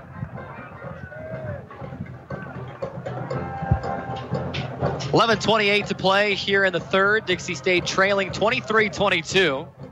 Looked like they had something going. It's too bad too that there's a holding penalty, because now that play call is, the cat's out of the bag. A beautifully called quarterback keeper caught New Mexico Highlands off balance. Easton Smith went for a big gain, but it comes back 10 yards. Now it's 3rd down and 1. Interesting to see what they dial up here on the 3rd and 1 call. Man in motion. Smith firing, pass is incomplete. Pass was intended to Blake Kilgore, the tight end, and it was knocked out of his hands, incomplete. That holding penalty changed the entire complexion of the drive. Credit to Willie Morris for knocking that ball out of Kilgore's hands. Yeah, pass thrown just a little bit behind Kilgore. Has to turn around, stopping his forward momentum. If the pass leads Kilgore towards the sideline, I think they make that catch and able to get the first down. Carlson gets the punt away. Elibario waiting for it at the 20, makes a catch, and is brought down immediately. Great coverage there by Dixie State. And for the second time today, at least in this second half, the Mexico Highlands will have to go pretty much a full field. You saw what happened last time they had to do that. Dixie State forced a 3 and out. Yeah, a good punt here. Able to change kind of the field, fill the play. Excuse me. Able to change field here and knock him back down inside the 25-yard line. One of the best, as far as Dixie State's defense is concerned, one of the best filling starts at a drive for the Cowboys. One of just 3 times tonight that the Cowboys have started inside their own 30. Cameron under center. Cowboys do a lot of that. Stretch handoff in the backfield. Alston tries to turn on the Jets, and he's met and driven back. Adjustment made. And that was Wes Moyai in the backfield there to just change the direction there of the runner and able to force him back into his help. You'll see it here. Wes Moyai forcing the runner kind of cut upfield a little bit into more Dixie State Trailblazer defense. I think Mike Jones had the tackle on the play. He came out of the pile, fired up. Coming up from safety. 10:35 and ticking here in the third quarter. 23-22, New Mexico Highlands the lead. Play action, pressure comes. Cameron avoids one tackler, but not the second. And the sack is made well in the backfield. Kyle Murray, his first game this season, and he makes his presence known. Yeah, just bull rushes the left tackle here. Is able to get around the outside. Pressure from a few different Trailblazers. You'll see just runs across. Actually, the running back there is Alston. Alston misses the block and able to take him down well behind the line of scrimmage. Now it's going to be 3rd down and forever. This Dixie State defense turning to the crowd, telling them to get loud. Of course, cheerleaders are throwing out mini footballs right now, too, so good timing on their part, try to get this crowd going. 3rd down and 19. Cameron, pressure comes, dumps it inside, catch is made, but the receiver falls to the ground. Devin Henderson catches it and falls. If he doesn't fall, he's got some open real estate in front of him. He might go somewhere. Yeah, and the Trailblazers brought the house, bringing 2 blitzers on here. Devin Henderson catches the ball just across the 20-yard line, loses his footing. In college, you are down once you go to the ground. Yep. An elbow, a knee, anytime your backside, that's when you're declared down, differently from the NFL where you need to be touched down to be declared down.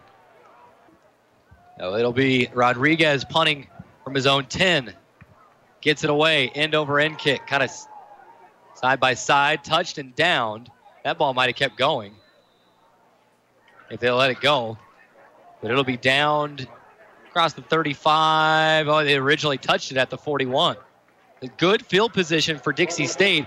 So the script flipping a little bit here in the second half in the way of New Mexico Highlands having poor field position, Dixie State having pretty good field position. And what did we say in the halftime show, Carrick? Got to control the line of scrimmage. That's where everything has been going wrong for the Dixie State defense in the first half. So far in the second half, the line has been able to get a lot of push. We've seen Mike Jones come in, make some tackles from the secondary. That's where they need to improve on. They've done a good job so far in the second half. 8:58 to go in the third. First down, trips to the near side. Smith will swing it to Duran. Makes the catch, and I think his own guy ran into him. It's a completion, but a loss of 2. And the defender on that side drove the other Dixie State receiver, at least the guy that's supposed to be out there to block, into Duran and loses a couple yards.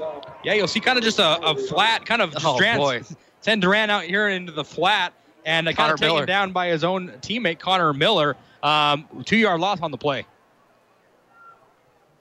Miller in motion from right to left. Trips to the far side now. Shotgun snap. Smith, slant route, gets it to Miller. Cuts outside, now back inside. Across the 45, driving the legs down to near the 50. He needed 12, got 11 on the play. We'll have 1 yard to go still. Third down and 11.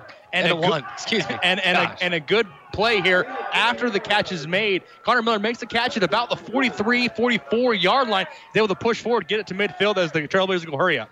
Hurry up. Easton Smith is just going to try to quarterback keeper, dives into the pile. And where that referee is running in right now, that's right at the marker. That should move the sticks. Needed just 1 yard. We got a good view of it here, Carrick, right down the 50. Well, that's right on the marker. Looks like it is short of the hash mark. If we're looking here for the sticks, might be about a half a yard short, maybe 6 inches short. They are going to come out and measure. Yeah. I feel like he got a better push than that. Yeah, I don't know if he got the greatest spot. We'll see here. Great camera view right here. Looks like he will be about 6 inches short. Half a football short. If you're Dixie State, I don't know how aggressive you want to be, but I would not fault the decision to go for it here. Dixie State crowd urging them to go, and I think the offense is going to stay on the field. And I think you just go back to that same play, that quarterback keeper. You got 6 inches last time. You get 6 more inches this time, right? Exactly. I feel like that's exactly what you want to go with here to pick up this first down, Carrick. Critical. 4th down situation. Dixie State 1 for 2 so far on 4th down tonight. They're going shotgun. Shotgun. On 4th and 1. 4th and half a yard. Perhaps trying to draw New Mexico Highlands off balance. Sajay, end around left side. He's got the first down and more. 45, 40, out of bounds. First down, Dixie State. Great run here for Sajay Luongo, able to get to the outside and make one guy miss. Would have been really close there on the outside. Is able to make the first guy miss. Are we able to see who it is? We'll get to that number, but able to get plenty of yardage, picks up the first down. I like the misdirection at the start of the play. Send the receiver from the left side because the defense then has to pay attention to him. You've seen Dixie State run that reverse before. Now you send him. Defense has to pay attention to him. That gives Sajay the time he needs to turn the corner. And that was Malik Brown on the defensive end. Sajay Luongo made miss. First down, under center is Smith. Play action. He's going down. He'll lose 7 yards on the play. TJ Jackson blitzing for that sack. Yeah, you'll see just a good push from the Cowboys defensive line here. TJ Jackson just gets around the outside. He's able to bring Smith down.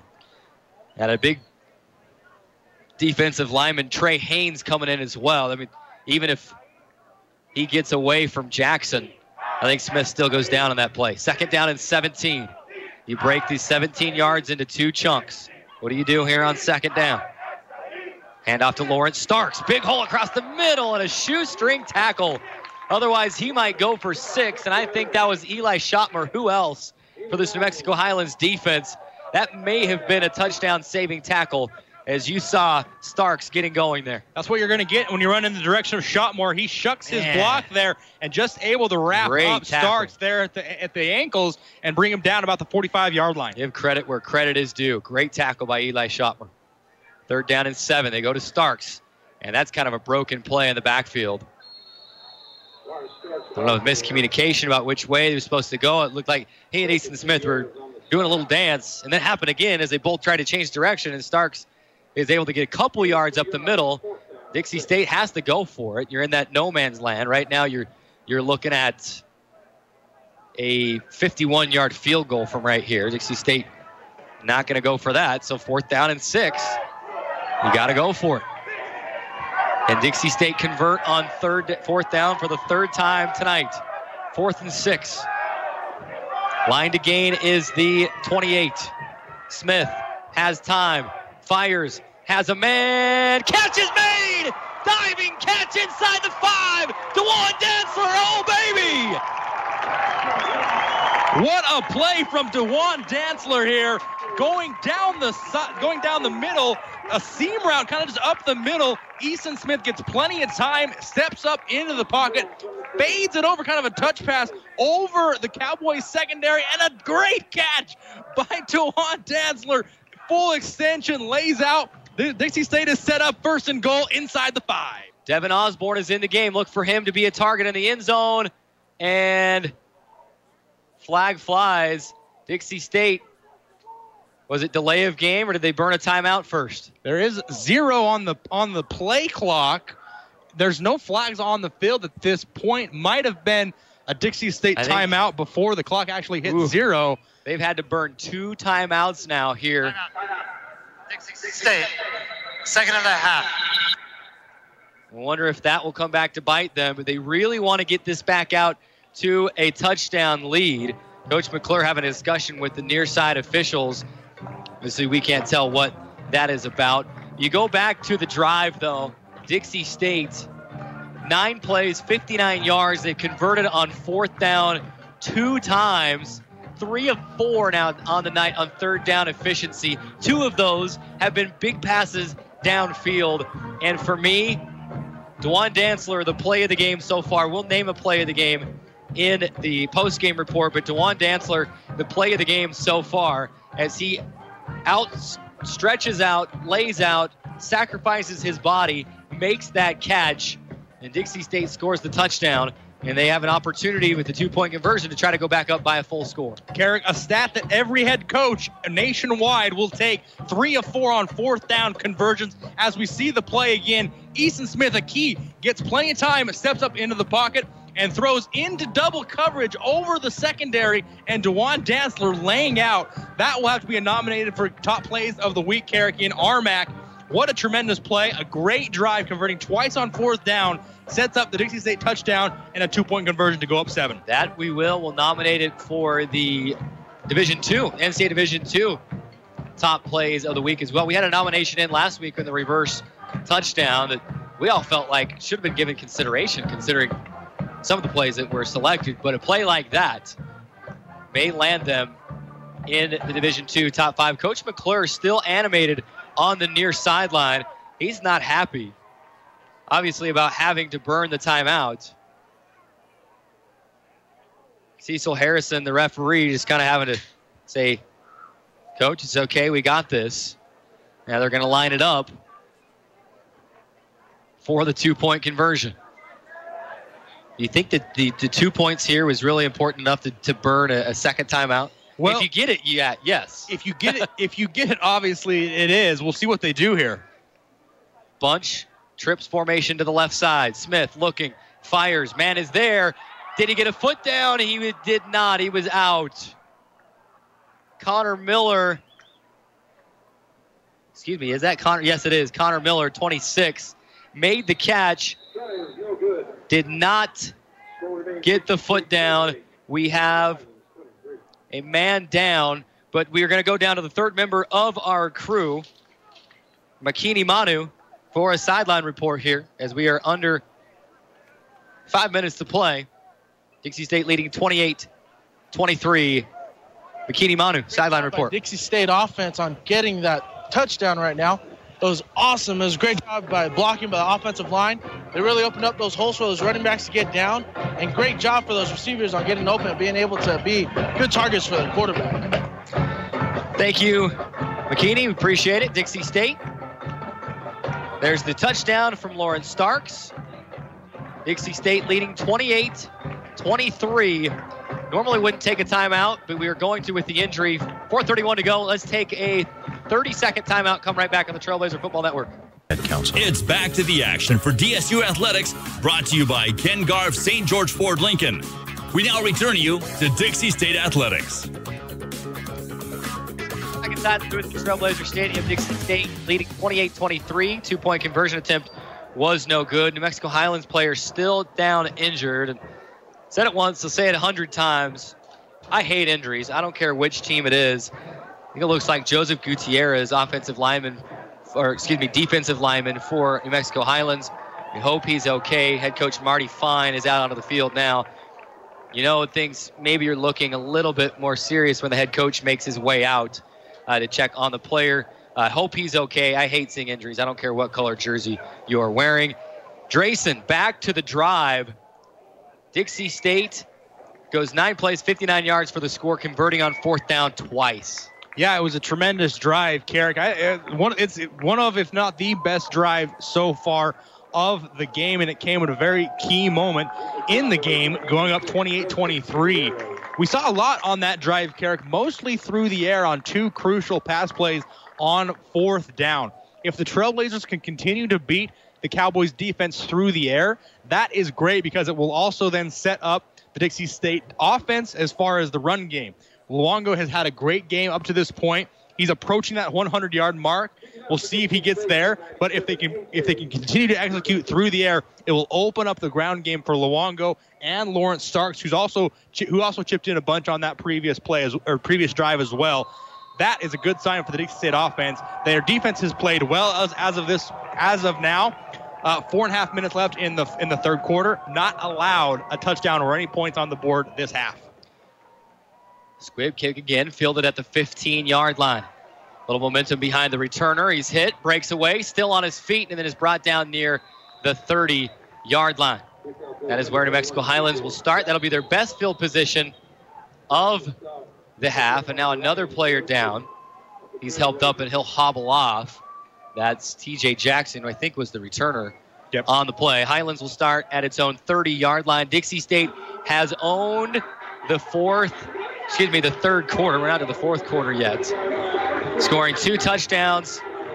They lead it 28-23 with 4:22 to go in the third. It was a turnover on the opening kickoff of the second half. Fumbled 2 plays later, Dixie State scores. We talked about needing big plays. You get that, you score 2 plays later. The long pass, Dixie State's making big plays here in the second half. And 13 unanswered points to begin the half, Carrick. Cameron under center. Will drop back, fire. Man is there, tipped, incomplete. Highlands receiver going to stay there. He seems to be shaken up on the play. Couple different Dixie State defenders in the air. Was that Alex Lilliard? Darren Jones. Darren Jones dropping in coverage. Thank you. Kind of a back foot throw by Danny Cameron. And Darren Jones just goes up there, forces the miss. As we still have a Cowboys, the wide receiver still down on the field. Can't get a number quite yet. He's laying on his stomach. There he goes. At least, okay, a little bit of movement at least. I was getting nervous because I hadn't seen him move to this point. That's Zach Drutolz. He's been shaken up a number of times tonight, and just hope he's okay. He must have something that he's fighting through already and trying to gut and play through it. Big credit to him. Hope he's okay. 4:16 to go. Dixie State up 28-23. Let's take the 30-second injury timeout. Hustle right back on the Trailblazer Football Network. It's back to the action for DSU Athletics, brought to you by Ken Garff St. George Ford Lincoln. We now return you to Dixie State Athletics. 4:16 to go in the third. Dixie State leading 28-23. Quick RMAC at a glance. RMAC update for you. This one is of note because This will be the team that is at. We'll give you that update here in just a minute. We're about underway here again in the third quarter. Second down and 10. Cameron steps back to pass, fires, catches made right at the sticks, and DJ McFadden is forced out of bounds. Good play, just kind of a 8-yard and out to the sticks, and McFadden makes the catch. Yep, just a quick out route, just right there. McFadden knows exactly where the line to gain is, goes right there, makes a quick out route, and Danny Cameron finds him with the ball right on the money for the first down. South Dakota Mines in a non-conference contest leading Simon Frazier, former Dixie State opponent when it played in the GNAC. 52-21 late in the fourth. South Dakota Mines will be here next week. Cameron fires, passes complete. McFadden again makes a man miss, and he's got first down yardage. Only a 5-yard pass, but he goes for another 6, and the sticks will move. You see New Mexico Highlands adjusting to the adjustments that Dixie State has made to the ground game. Just a sit-down route from McFadden, finds a pocket in the Dixie State zone. Defense just goes and finds an open spot, sits down, plants, makes himself available, makes himself a big target. Danny Cameron finds him for the first down yardage. Use some more RMAC scores for you here. First down and 10 for New Mexico Highlands at the Dixie State 49. Most of these games were all noon or 1 o'clock kicks, so they've been over for quite some time. Chadron State a 31-21 win over Fort Lewis. We'll give you more in a minute. Delayed handoff. Alston around the right end, and he's bottled up still. Dixie State has adjusted to Alston with the running game. Yeah, the Trailblazers are saying at this point, we'll give you some yards through the air. We will not let Alston beat us. You see, he keeps trying to bounce it outside, waiting patiently. The Dixie State defense keeps forcing him to that boundary on the sideline, and Trayvon Watson comes in there late to force him out of bounds for no gain. Other updates for you, and this was the big one. It was the marquee matchup in the RMAC this week, and in fact in the nation even. Colorado Mines receiving votes, defeating top 10 CSU Pueblo 35-21 in Golden. On second down, play action, Cameron firing up to the sideline, incomplete, but a flag sitting in the middle of the field. And where that's sitting right on the line of scrimmage is that holding. Could be. Yeah, came in from a weird position, came in from the back referee. Number 44, number 77, offense. So Jason Aguirre and Tarini Tosi combined to kind of go down low for the one high, one low for the chop block. Yeah, you saw it there on the right side of your screen. And again, a chop block is you cannot take out the legs of a defensive player engaged. If he's already engaged with an offensive blocker. That's what constitutes a chop block. It's a 15-yard penalty. Will take the Cowboys back to the 37-yard line. Second down and a long ways to go. Another injured Cowboy on the field. I mean, it was a warm St. George day. And perhaps, not too hot now, but the heat and the long trip maybe starting to get to the Cowboys. Let's step away and let's take another injury timeout. 3:01 to go in the third. Dixie State 28, New Mexico Highlands 23. 30-second timeout and back on the Trailblazer Football Network. It's back to the action for DSU Athletics, brought to you by Ken Garff St. George Ford Lincoln. We now return you to Dixie State Athletics. 3:01 to play in the third quarter. Injured player is helped off the field. Dixie State. Mexico Highlands. Cowboys have second down and 22 from their own 37 after the chop block penalty. Cameron, one of the few times with the shotgun blitz comes. He has to just get rid of it, and it is in or no, it's dropped. Incomplete pass. An opportunity for an interception. Boy, they don't come much better than that. A great blitz from the right end. That's Kyle Murray, defensive end, getting in there. And is that JT Anderson? They had an opportunity at the interception. Fell through his arms. He's going to want that one back. Yeah, Kyle Murray comes unblocked to smoke quarterback Danny Cameron. Unfortunately, unable to come up with the interception on the other end of the play. They're down at 22. 2:56 to go in the third. Cameron in the shotgun. Pressure comes. Has to just get rid of it. Dumps it to the other side. Catch is made. Room to run. And he may go for the first down. He will across the 40. Down to the 30 and a breakdown in coverage. Highlands converts on third down and 22. is Diego Elibario. Dixie State brings the house here, avoids one tackle, throws back across the end of his body to the weak side of the field. And Diego Elibario there with all kinds of room to run. And the Trailblazers give up a 3rd and 22 situation. You got to be kidding me. That's one of those plays, Carrick, that could switch the momentum a little bit. Yes, 2:43 to go. Kind of comes back to that dropped interception now. Delayed handoff. Alston started inside, kicks it back outside. He's hit at the 30 and wrestled to the ground at the 27-yard line. He'll pick up 3 yards on the play. 2nd down and 7. Clock rolling. Yeah, you'll see he just kind of timeout. Just kind of keeps bouncing it here to the outside. First man there is Abraham Reinhardt. We mentioned him in the halftime pregame halftime show. He makes the tackle in there and exit with an injury. Now a flag dropped. Referee, I think they were going to call a penalty against Mexico Highlands. There's no foul on the play. New Mexico Highlands called timeout. Mexico Highlands will take a timeout. 2:08 to go here in the 3rd. Dixie State leading. This quarter has taken a long time. Trailblazers lead at 28-23. We'll keep it right here. We've had a few injury timeouts, so we do keep it right here. The Trailblazers trying to stay in this one. Back to the RMAC schedule. 2 more scores to give you. This one shocked me a little bit. Colorado Mesa with the win, but just 24-20 over Western State in Gunnison. Colorado Mesa had a shootout with South Dakota Mines week 1 that they scored in the last couple of minutes to win that game. A down-to-the-wire game with Western State today. And who knows, maybe some things to exploit there. Dixie State doesn't have to worry about Mesa until October 27th. Black Hills State falling at Adams State 44-41. And we are all updated on your RMAC schedule. Of course, South Dakota Mines has gone final with Simon Frazier. They win at 52-28. They'll be here next week. Cameron on 2nd and 7. Loads up, fires for the end zone. Man there, and catch not made. Great defense in the left corner of the end zone. Trying to get a number on that defender, JT Anderson. Saying, I'm going to try to make up for that dropped interception. Yeah, good play here by Anderson. Stays right with the receiver. As you see here, Cameron lobs it up, kind of just a fade pass into the back of the end zone.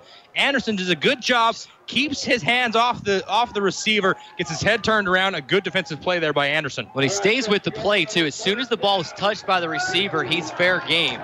So the receiver touches it, and then he gets both hands in the back to push him down and say, you're not catching it off the tip either. And we've got another 3rd down, Carrick. See if the Trailblazers defense can make up for that 3rd and 22 they gave up earlier in the drive. 2:02 to go. Now whistles and a timeout taken. Both teams have spent 2 timeouts in the 3rd quarter. It's back to the action for DSU Athletics, brought to you by Ken Garff St. George Ford Lincoln. We now return you to Dixie State Athletics. 2:02 to play. I want to thank some of our great sponsors, Intermountain Healthcare. You just saw for you TV viewers the ad on the TV. We appreciate all they do. Camping World, Catering Concepts, and Lonnie Boy's Barbecue. Cameron, pressure comes on 3rd down, fires to the outside, overthrown, incomplete. The pressure gets to Cameron this time. He doesn't have time to make the throw. It'll be a 4th down situation. And it looks like the offense may stay on the field. And it was Wes Moai forcing the hasty pass by Cameron, unable to connect with wideout Jerian Manning. It looks like the Cowboys, however, will go for it here on 4th down and about 7 yards to gain. 5-point game late in the 3rd quarter. You're looking at what would be a 44-yard field goal right now. So they're going to go for it. Play of the game so far. 4th down and 7. Cameron, pressure comes, steps up, fires, passes, caught, and he's brought down. Flag flies right by the quarterback. Flag flies right by the quarterback. This cannot be roughing the passer. Of course, I know in today's game, you're not really allowed to do much to the quarterback. And I shouldn't make myself look like a fool too much before I see the replay. Personal foul, roughing the passer, number 52, half the distance goal, first out. We're going to see the replay here and see if that has much merit to it. Reinhardt, well, yes, yep, Tyler Heaton.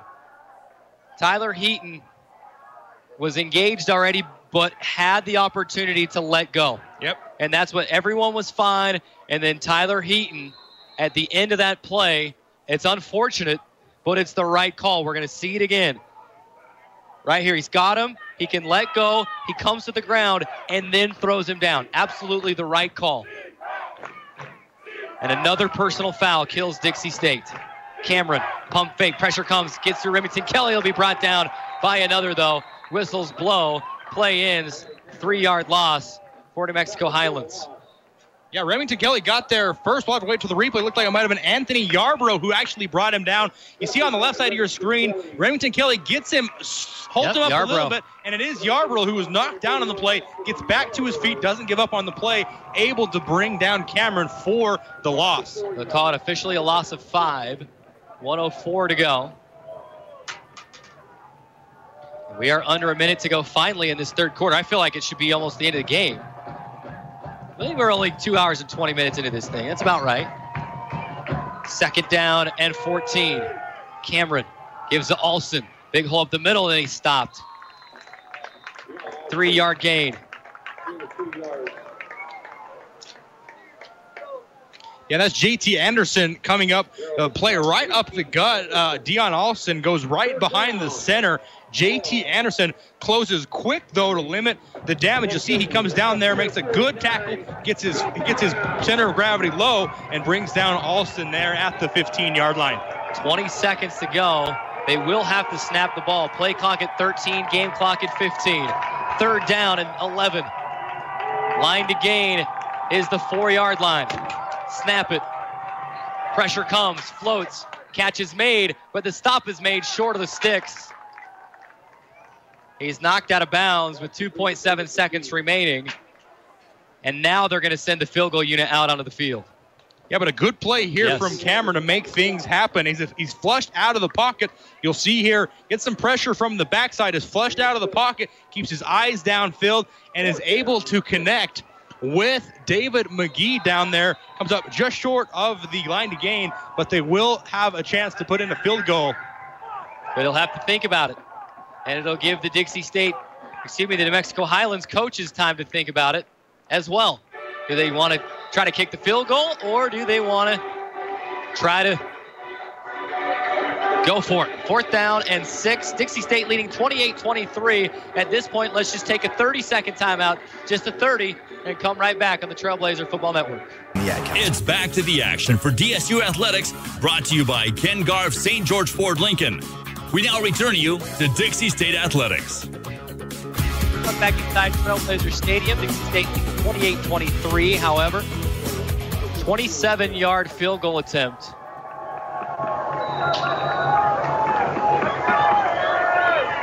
From the right hash for Israel Farfan. He hit the post on one earlier. Snap is there. It's blocked!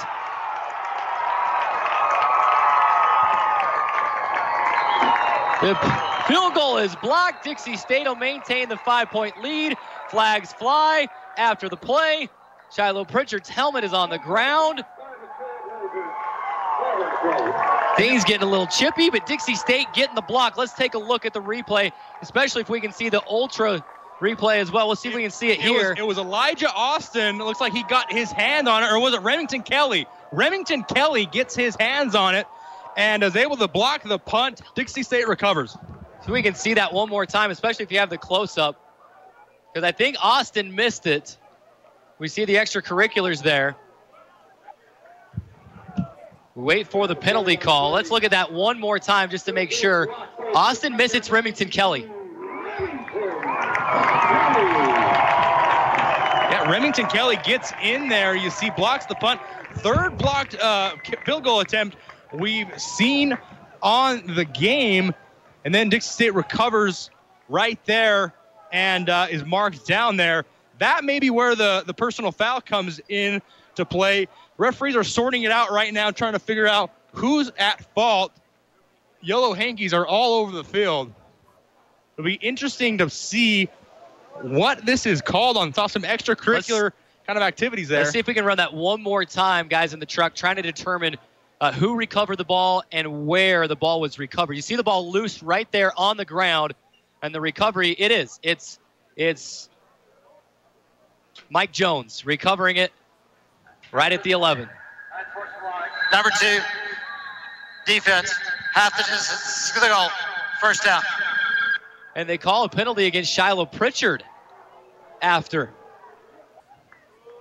You know, a couple of years ago, when Dixie State's first season in the RMAC, Dixie State committed a lot of personal fouls, and it seemed like it kept adding up over the season. It almost felt like maybe a reputation was there. See, Pritchard's helmet is off. He goes in, he hits him late. Okay, so I see it. Now that's where the penalty comes in. But how does his helmet come off? I don't understand. If someone's ripping his helmet off, it's got to be a double personal foul. And you can't just single out one player. And sometimes that's how it happens, Carrick, is the retaliation is sometimes the one that gets called. But the rule is that you cannot engage in the play after your helmet has come off. Yeah. It's unfortunate, but that is the rule. It's made for player safety. I don't like that the play goes only against Dixie State. Obviously, there was a few other extracurricular activities. Yep. That must have been what they were sorting out, the referees were. It goes against Dixie State, but let's not forget the positive where they just blocked a kick and everything should be okay. They'll take over 1st and 10 at the 10-yard line. Now, they said half the distance. Did they mark it off? Because that's right where the ball was recovered. Maybe it was half the distance from the line of scrimmage the original line of Cowboys. Scrimmage. Could be. Perhaps. Either way, Dixie State has the ball. We're finally back in play. 14:51 to go. Hand off to C.J. Luongo up the middle, and he looked like he was stopped. He escapes through a hole, and he will go. Oh, they're bringing that back a couple yards. Now they're going to place it down at the 15. Yeah, 4-yard gain. Luongo just keeps churning and able to kind of spin out of a would-be tackler there. Keeps his legs moving. Picks up about 4 yards on the carry. Give him 5. Clock rolling, 14:20. This is where if you can get the ground game going, you churn some clock off and you can punch one in, you're in good shape. Smith. Delayed handoff, Starks. He goes nowhere. No gain. It'll be 3rd and 5. One thing you can't do is go 3 and out. You got to figure out a way to move the chains. Yeah, especially from this point of the field, Carrick, inside your own 20, barring an incredible long punt to change the field positioning. You got to get something going here. That play was kind of dead from to begin with. No room to run for Lawrence Starks.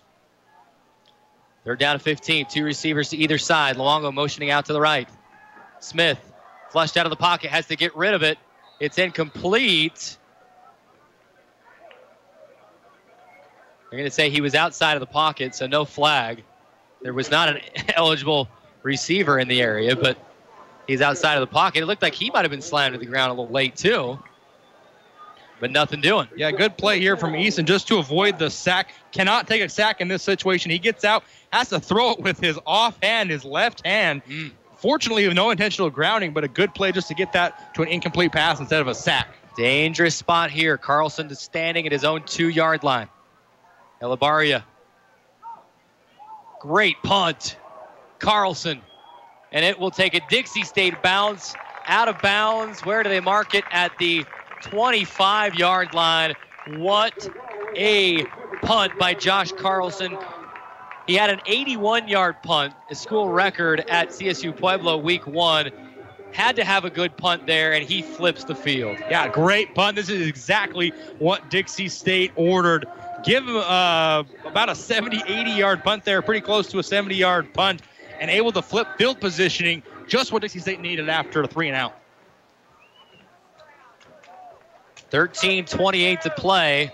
The New Mexico Highlands goes from trying to block a punt in the end zone to starting just like it was a touchback. Cameron under center. Hands off to Alston, waiting for his hole to open. Finds one. Some hits after the play. And things getting chippy. Things getting chippy. Now this is one that if it does not go both ways, a team whoever gets the penalty called against him has every right to be frustrated. There's no way it only goes against Dixie State. Ref did not turn his mic on. That is unbelievable. And they're going to throw him out of the game for hitting. That is unbelievable because the New Mexico Highlands player did the same thing right before it. Unbelievable. Yeah, this is just bad, Carrick. I mean, this game has gotten out of hands of the referees. This is just bad. You'll see after the play is over. Look here to the left side of your screen, the action going on. 44. It's right there. They're hitting each other. 44 pushes the Dixie State player. The Dixie State player retaliates, and only the penalty. They both hit.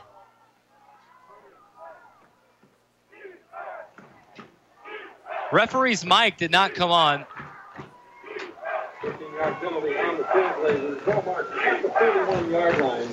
That's 44. Jason Aguirre engaged. And once again, it's the last player that does anything that happens. But Aguirre baits him and baits him and baits him and hits him, and the referee only sees that.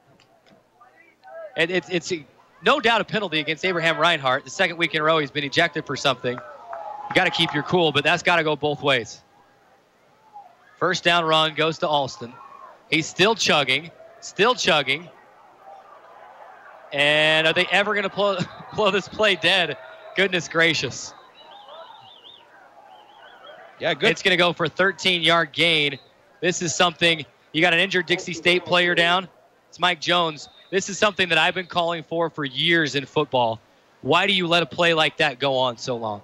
The runner's not doing anything. It's all the offensive linemen. Pulling people, pulling the pile. All you're doing is risking a serious injury, and now one of Dixie State's best defenders is hurt because of a play that is allowed to continue. The running back's not doing anything. The running back's feet are off the ground, and the offensive linemen are carrying him. That should not be allowed. Yeah, I mean, and now you have one of Dixie State's best defenders hurt. As the rule states, Carrick. I know, I get the rule, but I think it's stupid. I agree, Carrick. I mean, in that situation, I mean, by the letter of the law, that should be right. That should be how the play was. But I don't agree with the rule either. You called it correctly. I mean, the running back's feet were completely off the ground. He was just being carried down for 10 yards. For about 10 yards, but about 7 or 8 yards there. So you'll see it here. Watch Alston's feet about halfway through this play actually come off the ground. You see him off the ground, right there. Off the ground, and he's just being picked up. You see being picked up. Deion Alston's 5'8". He's 2 heads above everybody for the last 3 or 4 yards of that run. Yeah, I mean, just an unbelievable series of events here for the Trailblazers. And now you've got one of Dixie State's best defenders down. I get that is the rule. There's obviously no rule against that, but it's dumb. That something like that needs to be changed. 5'8" guy, and he's 7 feet off. It looks like he's 7-footer. All of a sudden, he's not doing anything. That's all the offensive line. Especially when you get 10 to 12 to 15 players there, just all trying to manipulate the pile. I mean, look, you see here. We'll see the replay one more time. At the end of this play, there's 12 to 15 just players pushing the pile, both offense and defense. You get one of those players to fall on your leg. That's all it takes to have a serious injury. But, I'd say it the other way, too. I'm sure I sound like a Dixie State homer. I'm getting a little excited here. But I agree the other way. I mean, yeah, the play's still moving. So I guess how do you blow it dead? But it was the other way around. If Dixie State was benefiting from that as well. I mean, the running back's feet are on the ground. So, I don't know. I'll stop there because I'm sure I sound like an idiot. But 12:58 to go in the fourth. Dixie State leading 28-23. New Mexico Highlands into Dixie State territory down to the 46-yard line. A drive to the scene.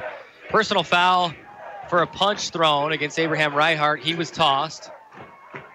Been a couple costly penalties against Dixie State in this game. Pressure comes Cameron, and he is going to overthrow DJ McFadden by 10 yards. Felt the pressure coming and thought, hey, maybe my guy has a beat on it. Just chucked it up. McFadden couldn't get to it. Yeah, McFadden just running a seam route down the field. Like you said, pressure felt by Cameron. Just lobs one up there, but well over the head of McFadden. 12:45 to go in the fourth quarter. Dixie State clinging to its 28-23 lead.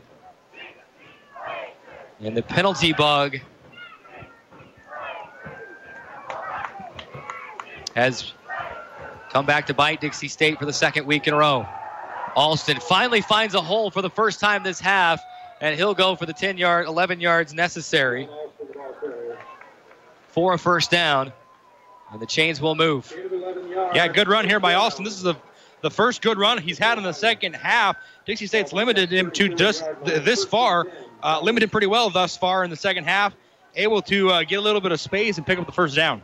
Fortunately for Dixie State, Mike Jones is back into the game, so whatever happened to him was just minor. He's able to continue here. First down and 10 at the Dixie State 34-yard line. A turnover right here would be just what the doctor ordered for Dixie State. Cameron handing off to Alston, and he's stacked up. And the play blown dead. Loss of 1 or maybe no gain on the play. Second down and 10. Forthcoming. Yeah, the Trailblazers defense just coming down, crashing down onto the right side of the line. Standing up Alston right there at the line of scrimmage. Maybe just a 1-yard loss. Give him a 1-yard loss on the play. Good play from the Trailblazers defense. You see here, that's Kyle Murray getting in there, as well as number 44. That's Jordan Nichols getting in there as well to make the tackle. Second down and 11. A couple of big plays coming up. Play action. Cameron rolling out. He's going down. DeMartini gets to him first. Remington Kelly helps him out. Big loss. Sebastian DeMartini getting the sack. Yeah, a great push from DeMartini here. Just bull rushes the offensive lineman, wraps up Cameron in the backfield, gets some help late in the down from Remington Kelly. You see here, Sebastian DeMartini just pushes over the offensive lineman, Ron Beasley, and him and Remington Kelly able to bring him down well beyond the line of scrimmage. They blow the progress dead at the 45. To me, what's different about that than the running back being carried 10 yards? Why can't the defender pick him up and bring him back? 10 yards. Delayed handoff, Alston around the right end. Flag comes in, it's holding. Doesn't matter what happens at the end of this play, it's coming back. Alston out of bounds down near the 40-yard line. Yeah, they're going to get Joseph Gutierrez, I believe, on this one, on holding. Now an interesting decision, because he picked up about 4 yards. You have 4th and 6, but it's no man's land. Highlands could probably go for it. 4th and 16, Carrick. If they take the penalty. Oh, goodness gracious. Right, so if they decline the penalty, it'll be 4th and 16. Goodness gracious. Thanks for showing me how to read where the marker is. Well, the sack brought him well behind the line of scrimmage. You see the flag come in there. Sorry, that's 86. I gave you the wrong number there. That's 86 on the holding call. That's Daryl McIntyre. So they declined the penalty to get the 4th down and a punt forthcoming. So, hey, I mean, worst case scenario for the Trailblazers on several occasions there on that drive, but able to force a punt, able to bend and not break in certain aspects, and let's get the offense back on the field, see what they can do late in this ball game. Rodriguez gets the punt away, and it will fall and roll and go out of bounds right about the 5-yard line. Dixie State will have a 95-yard field with 10:15 to go in the 4th. Dixie State, you're the Trailblazers, you got to move the chains a time or two on this drive. Burn some clock. Still a ton of time left in this game. It's only a 1-possession game. You got to give your defense some rest.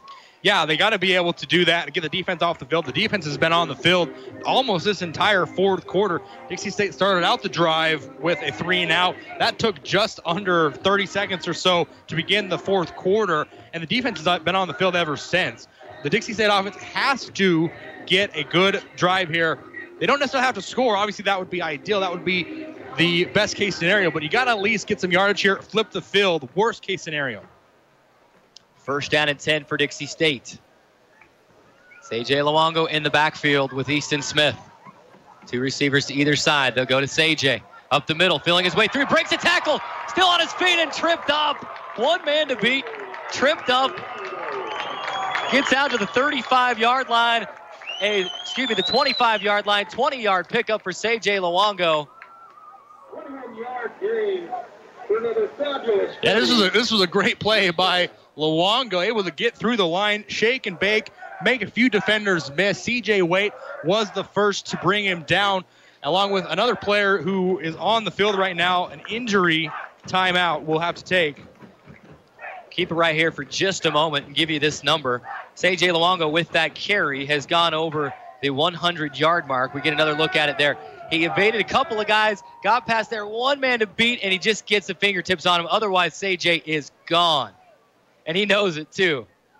C.J., 20 carries, 113 yards, and a touchdown. Let's play a little trivia game here. How many games has it been, Drayson, since Dixie State has had a 100-yard rusher? As the injured player is helped off the field, and that is T.J. Jackson.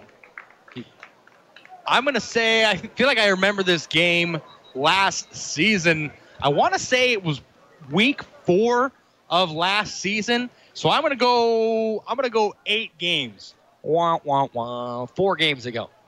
C.J. Luongo was one of those. C.J. Luongo went for 187 yards. Blake Barney, not playing football this year, 146 yards against Adams State on homecoming, October 28, 2017. First down snap to Smith, swinging it to the near side. Giovanni Sanders bobbles, regains, turns around, gets the sideline, and is brought down, pick up of 9 yards. They're going to spot him 1 yard shy of the marker. It'll be 2nd and 1. Giovanni Sanders, a freshman, danced around for a couple of seconds back there. Yeah, just a little bubble screen out here. Bobbled it initially. He was able to recover, dancing around, able to dance his way to about 3 or 4 more yards before being brought down from behind by Cameron Forziati. The problem was his dancing was east and west dancing instead of north and south there for a minute, but still 2nd and 1. Snap to Smith. He'll give to the running back. I believe that's Luongo still. That might be Starks, though. They look alike. And that's C.J. Yep, C.J. gets a good push from his offensive line. Picks up about 4 yards. Good enough for Dixie State. First down. 9:23 to go. Got a key block there from Dixie State offensive lineman Brandon Turner, the left guard. Pulled and led the block up to the right side of the right tackle and able to get the first down for the Trailblazers. Snap. Delayed handoff, C.J. Room up the middle, cutting back left, and a good tackle. And he's slammed to the turf after a pickup of just 1 yard. Can be deceiving sometimes because they hand the ball off so deep in the backfield. He gets only 1 yard on the play. C.J. now 23 carries, 139 yards, and 1 touchdown. Yeah, great open field tackle here by C.J. Yates. Look at him. Keep a beat on Luongo. Yep. Doesn't get fooled by the juke move. Able to bring him down right there at the 40. Textbook open field tackle. Right there. Never did get to the series history between these two teams. 3rd all-time meeting between Dixie State and Mexico Highlands. High snap. Handoff up the middle. Goes nowhere. No gain. And that's C.J. again. Trailblazers won the first meeting between these two teams in 2016 season opener. 21-14 right here on this field.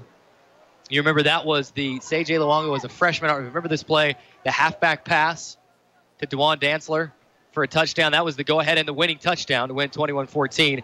Last year, the Trailblazers, I know they feel like they've got some unfinished business tonight because they gave up a 15-point lead in the 4th quarter last year in Las Vegas, New Mexico, lost 23-22.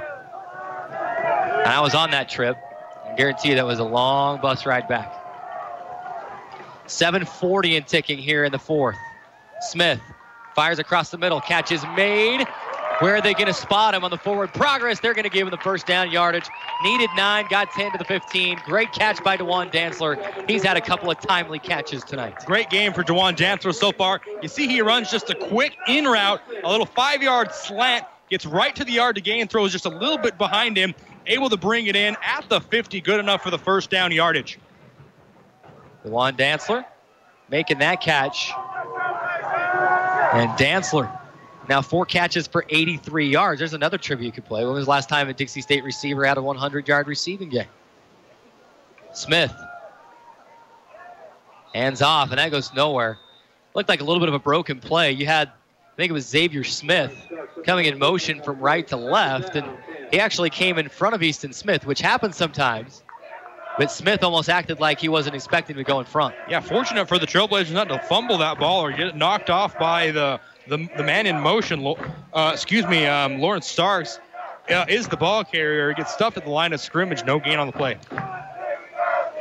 Last time Dixie State had a 100-yard receiver in a game was last year, just 5 games ago. Orlando Wallace, 120 yards receiving at Colorado Mines on October 21st. Dantzler just needs 13 more receiving yards to get to 100 tonight. Smith across the middle. Incomplete. Intended for DeJuan Dantzler. Flag thrown on the far sideline, right at the line of scrimmage. Going to be interesting to see what this free play. They might be pointing Dixie State's way, and you got Coach Fine. He's having trouble. I think it was illegal motion. Illegal shift. The referee, Cecil Harrison, having some trouble with the crowd with the mic down there. We're not getting anything from him. Tough to tell on that replay. Flag thrown immediately by the line judge. Tough to tell what exactly it was, but it'll be 3rd down and 10 for the Trailblazers. This is big here. Still 6:15 remaining. Empty backfield. Smith, design quarterback keeper. Goodness gracious. He goes nowhere. He's absolutely sandwiched. I hope he's okay. No gain. Broken play. That looked like that play was almost called to go right up the middle. Yeah, and he started going right, and he's a little shaken up coming up. He got destroyed, sandwiched.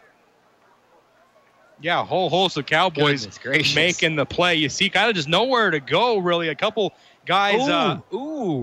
That could be a head-to-head on a defenseless runner. Yeah. And he's feeling it. Boy, oh boy, they might want to send that one in. We saw that same play almost go against Dixie State last week. Carlson will angle this one. It's going to go too deep into the end zone. Touchback. We'll see it again right here. Comes in. It's helmet to helmet. And against the quarterback especially, he's lucky.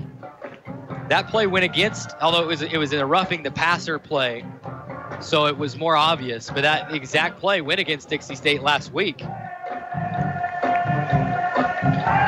As it stands, if you're a Dixie State fan, you're on the edge of your seat because there's only 5:22 remaining and you've got just a 5-point lead with 28-23. And let's not forget, Carrick, that 2-point conversion the Dixie State failed to convert earlier in the game would have made it a 7-point lead here.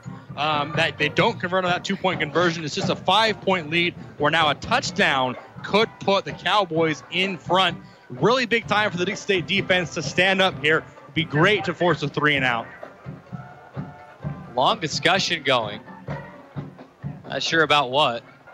Trailblazers defense has done a good job, Carrick, to this point, not limiting any points on the board for the Cowboys. We'll see if they can do it here. We'll come down to the defense. First down, Cameron loading up, fires across the middle. Oh, catch is made to the 40 and brought down just shy of the 50.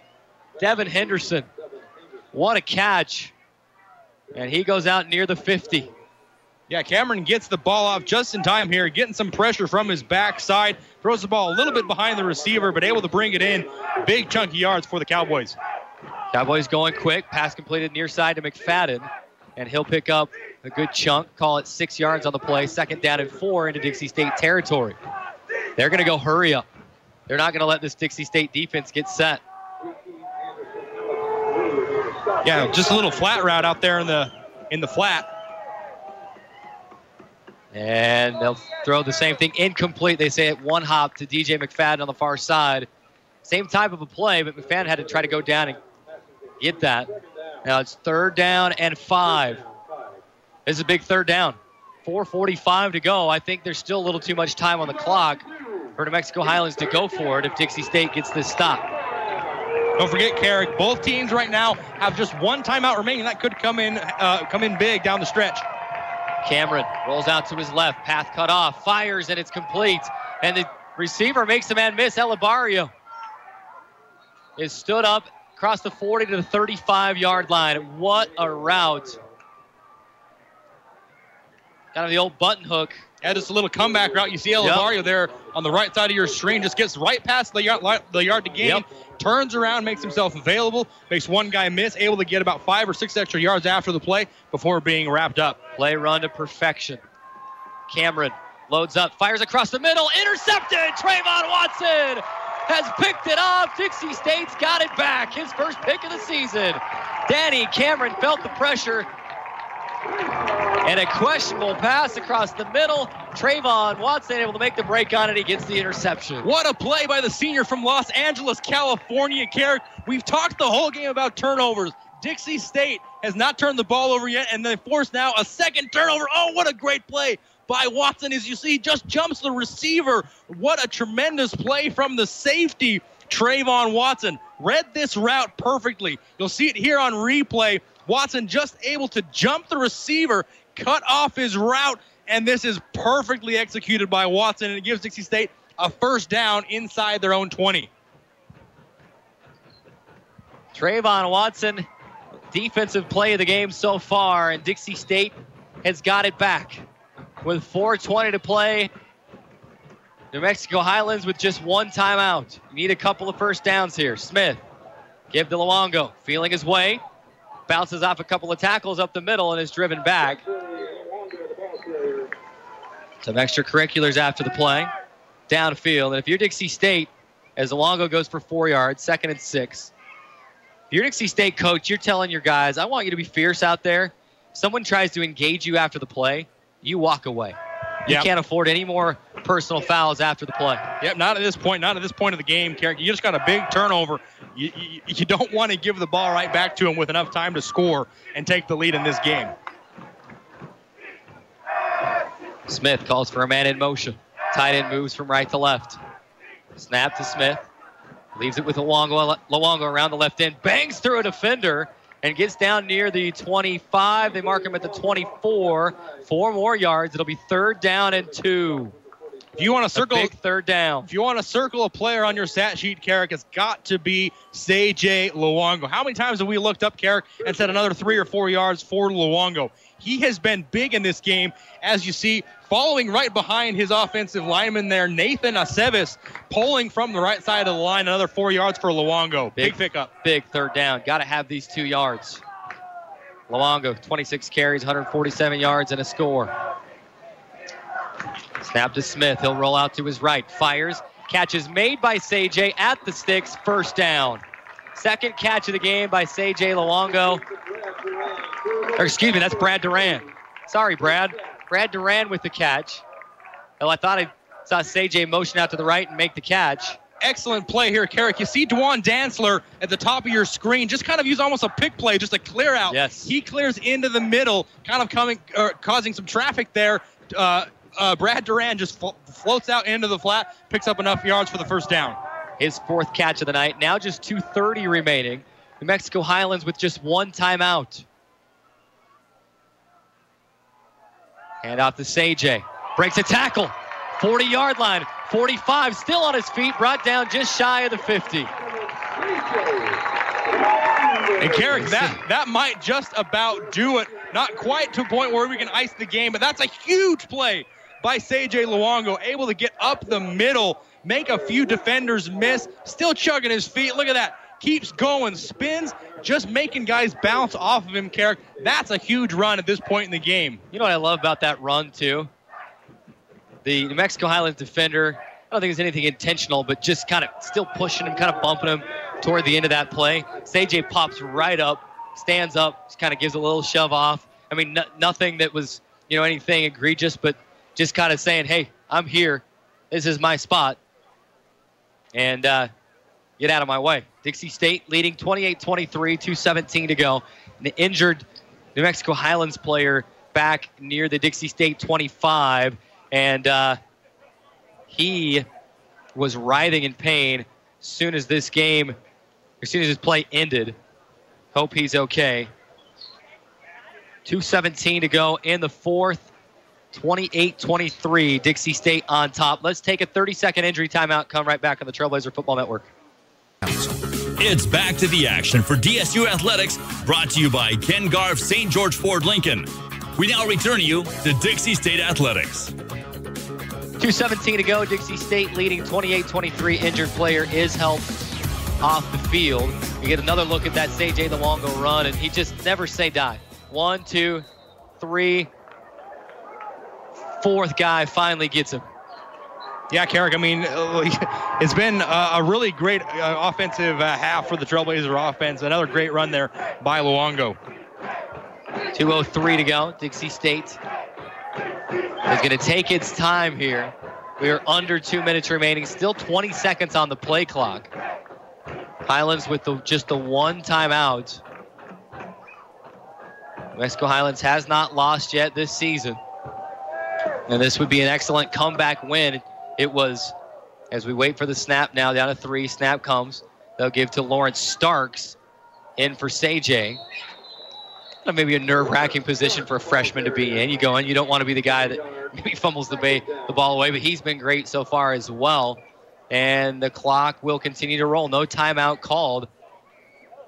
Dixie State trailed by 8 at halftime, Drayson. It's been all Trailblazers in the second half. Yeah, I mean, it's been a tremendous, well, we got a minute, Carrick, a tremendous half, both offensively and defensively for the Trailblazers. Defensively, they've been just tremendous in the second half. Haven't allowed a point yet, Carrick. They've blocked a field goal attempt. They have also limited Alston to just over 50 yards this half after giving up 117 in the first half. It's been a great half for the Trailblazer defense. On second down, back to Starks. He starts right, cuts back left, and he'll get 1 yard, and a quick timeout taken by New Mexico Highlands with 49 seconds remaining.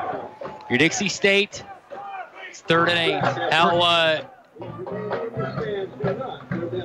do you consider, that's 9 seconds is a long time to try to have to do that.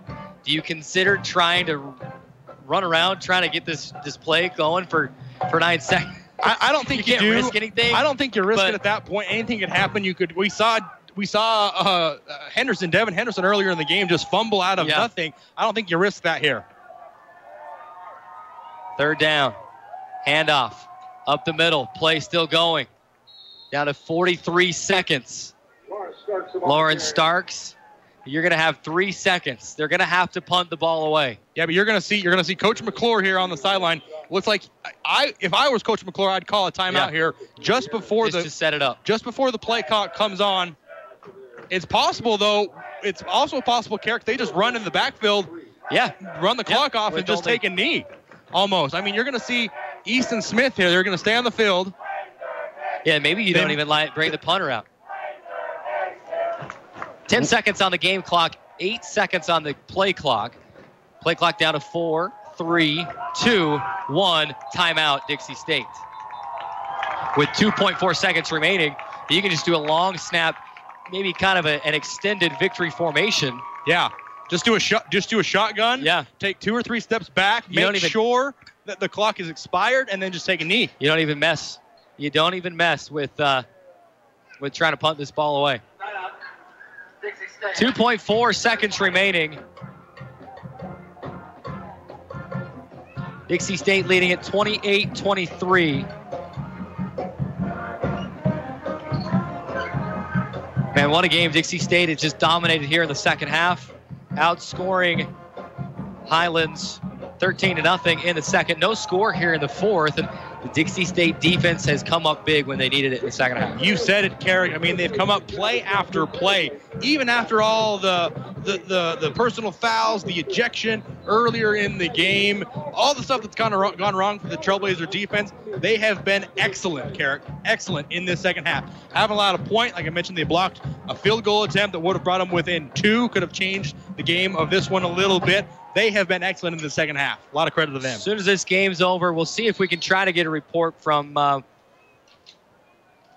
Manu, who is our third crew. Smith in the backfield, gets a block. Play clock at 0. He kneels down. He'll take the big loss. And Dixie State has hung on to win it. 28-23. Trailblazers win it here inside Trailblazer Stadium. A comeback victory. And Dixie State wins at 28-23 with a huge second half. This was a great game, Carrick, from the get-go. The Trailblazers had that bend but don't break mentality from the start of the game. They had a tremendous second half, both offensively and defensively. A lot of key plays, Carrick, led to this gritty win from the Trailblazers. Let's toss it down to the field. He doesn't have Coach McClure, but let's toss it down to Makini Manu, the third member of our crew, for the sideline report to wrap this thing up. Great second half by the Dixie State Trailblazers. They really came out really strong in the second half. Good job by the offensive line by controlling that line and giving that time for the quarterback to get his passes off. Great blocking up front, great defensive line, great game all in all. The defense did outstanding this game, and Trailblazers should be proud by their performance. Thank you, Bikini, for that report and your work all night long.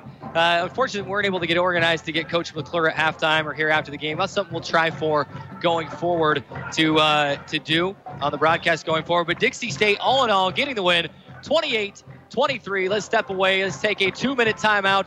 We'll come back. We're going to keep it on the TV and the radio side. So, Martin, stay with us on the radio.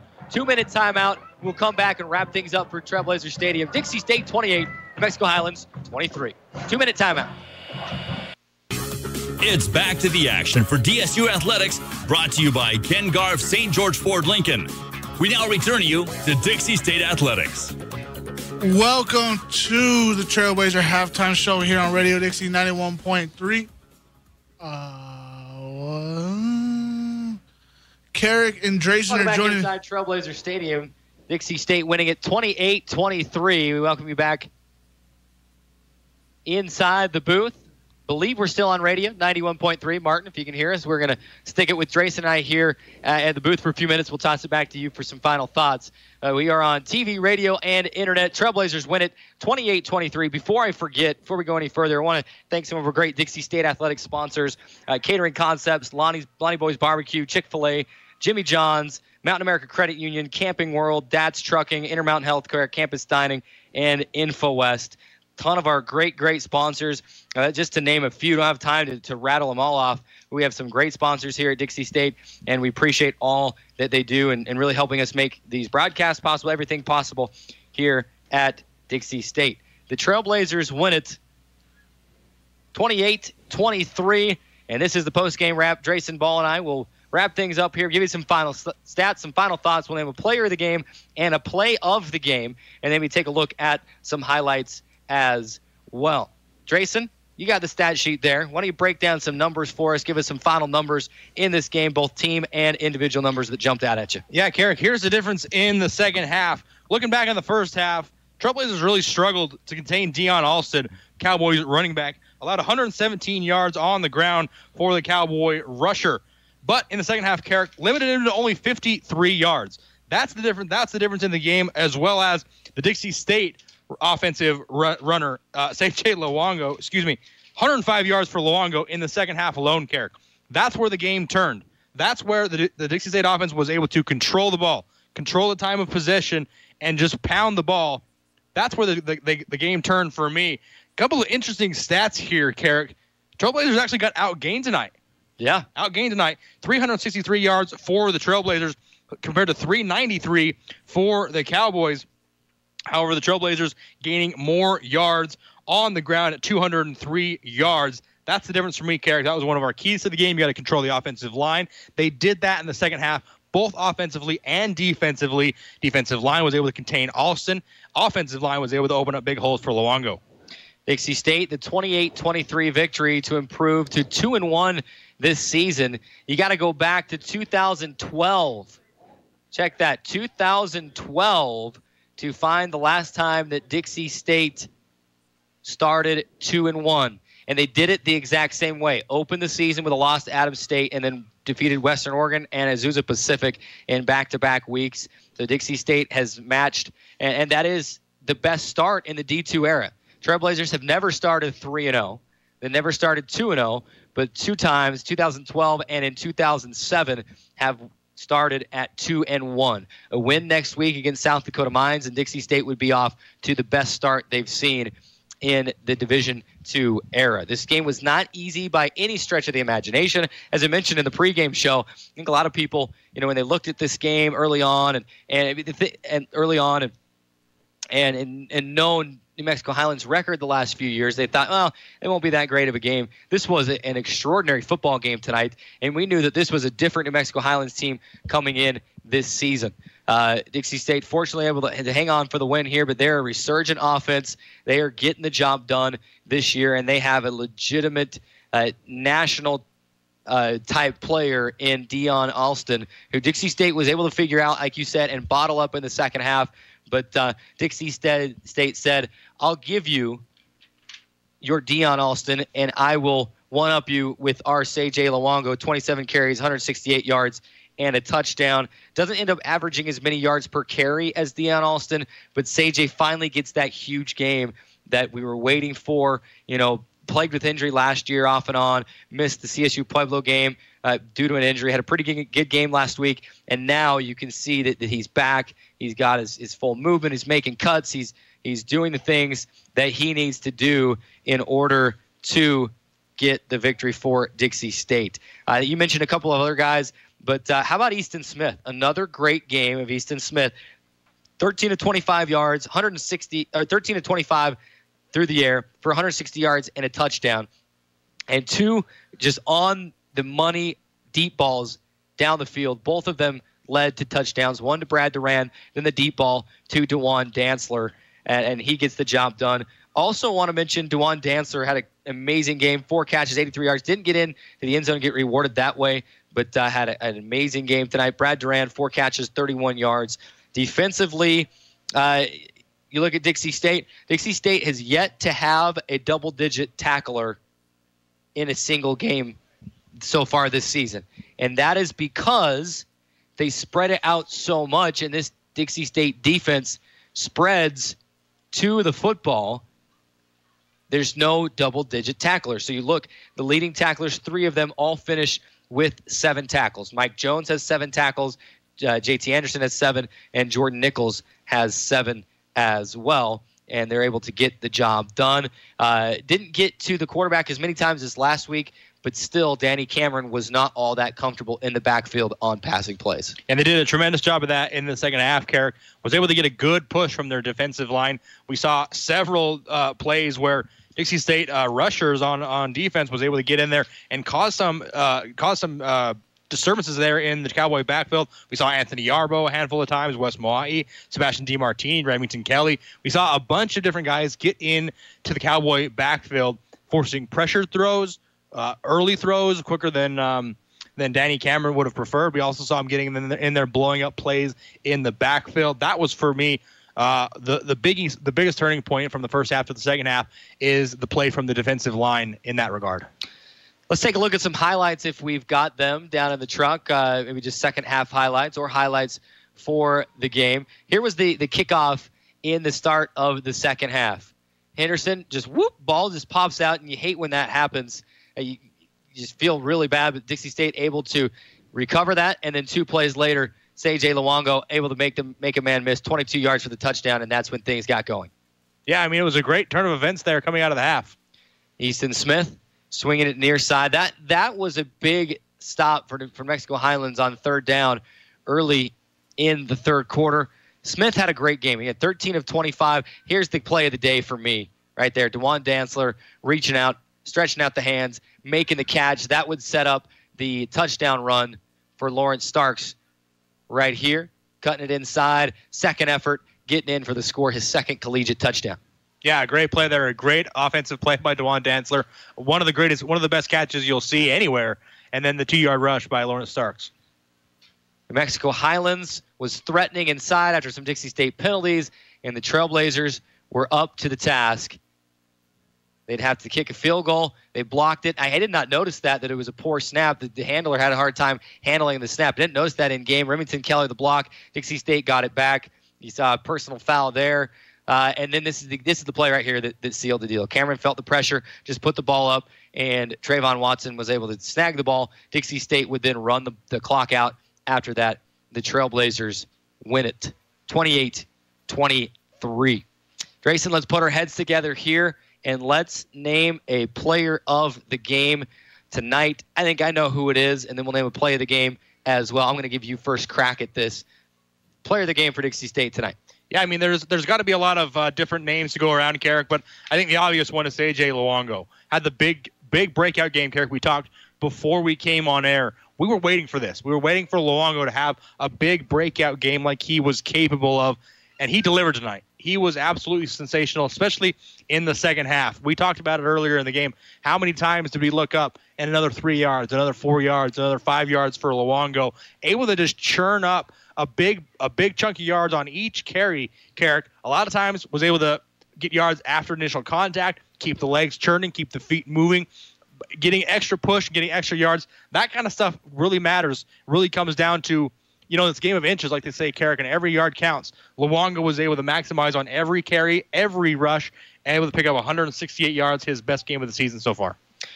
Dixie State winning 28-23. CJ Luongo, your player of the game. I think we could split it. We go honorable mention tonight. I think it's Easton Smith, 13-25, 160 yards and a touchdown. And then he also rushed for a touchdown as well. He was able to rush for that touchdown in the second quarter to give Dixie State the 15-10 victory, or the 15-10 lead at the time. Of course, that was the touchdown. Then right after that, you had the block extra point, and Tevye Tolutau, who scooped it up and went in for 2 points for Dixie State. But CJ Luongo, for me, is the player of the game. Easton Smith, a close second tonight. I think you're seeing a quarterback, a leader emerge in Easton Smith, one that's not able to, not afraid to hang in there and take some hits if he needs to. But he's smart. Has not thrown a pick yet in his times this season. Of course, I probably just jinxed him here in week 3, but you got to get that first one out of the way sometime anyway, right? But they're your players of the game. Play of the game. I think we've got to hand one out, I think, and then a honorable mention too that kind of sealed the deal for me. It's the pass down to DeJuan Dantzler, the 33-yard pass, the reaching out, the fingertip catch. He's able to haul it in. That set up a score for Dixie State to go up 28-23, and that proved to be the game-winning touchdown. DeJuan Dantzler doesn't make that catch. Who knows what happens? We could be sitting at 23-22 still in favor of in New Mexico Highlands. So for me, that's the play of the game. And then the honorable mention is the Trayvon Watson interception to seal the deal. That was, that was a tremendous play. That was the biggest play of the game. But I want to remind you of one play that maybe got overlooked, and a lot of times this is easy to overlook because it's a special teams play, Carrick. Let's go back early fourth quarter. Less than 30 seconds have come off the clock. The Trailblazers are backed up near their own end line. They're near their own end zone. They're inside the 15-yard line, Carrick, and a punt that Josh Carlson was standing on the 2-yard line. Punts it all the way down to the 25-yard line on the other end of the field. That, for me, was a big turning point. It was just after the Trailblazers had taken the lead. It was just right at that point where they could have gone either way. If you block that punt, if you get a squibber that maybe goes to the 50, maybe not quite that far, that could have changed the game for me. Let's give credit where credit is due. A big-time play and a big-time punt from the freshman Josh Carlson to get that punt and trade field positions with the Cowboys. Absolutely. That went in as 60-yard punt. Carlson averages 47 yards a kick tonight. You'll take that all night long. That's why they brought him here. They were excited about him. This kid could have gone and played D1 in place. He's from Arizona. Northern Arizona, I think, was after him, and Dixie State was able to get him come up here, and he's just a freshman. So think about how good he's going to be by the time he's a senior. He's got a booming foot, and that's exactly why he's here this season. That's your plays of the game and your player of the game as well. It just about wraps thing up. But let's take a look ahead quickly to next week. Dixie State will take on South Dakota Mines, the Hard Rockers, 2-1 overall.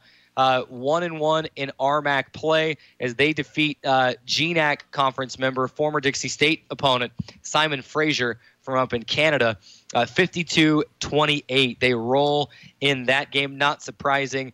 The Hard Rockers go for 486 yards total offense. But check this. They conceded 416 yards of total offense still in that loss. And then Simon Fraser just must have been moving the ball between the 20s, not really able to punch it in. It'll be a battle. South Dakota Mines and Dixie State have been battling each other the last few years, and that is the game on tap next week. Kickoff at 6. That will be the last home night game for the Trailblazers this season. Once you get in October, temperatures start getting a little cooler, and you'll start seeing noon kickoffs, or 1 p.m. kickoffs, here at home on October 13th and then November 3rd. The Dixie State wins it, improves to 2-1 overall, 2-1 in the RMAC, and we'll have South Dakota Mines right here in Trailblazer Stadium next week. Drayson, fun time here in the booth tonight. First time we've had an opportunity to call a game together, and you're like a seasoned vet. I'm looking toward our more opportunities that we have, the couple of next games we have down the stretch. Yeah, Carrick, it was, a great opportunity, but let's not forget, it was a tremendous game, Carrick. It was just a really great game from start to finish, a really clean game for the most part, a few weird little penalties here and there, but it was a great game, Carrick, and fortunately for the Trailblazers, able to come out on top 28-23. There it is. That's your final, 28-23.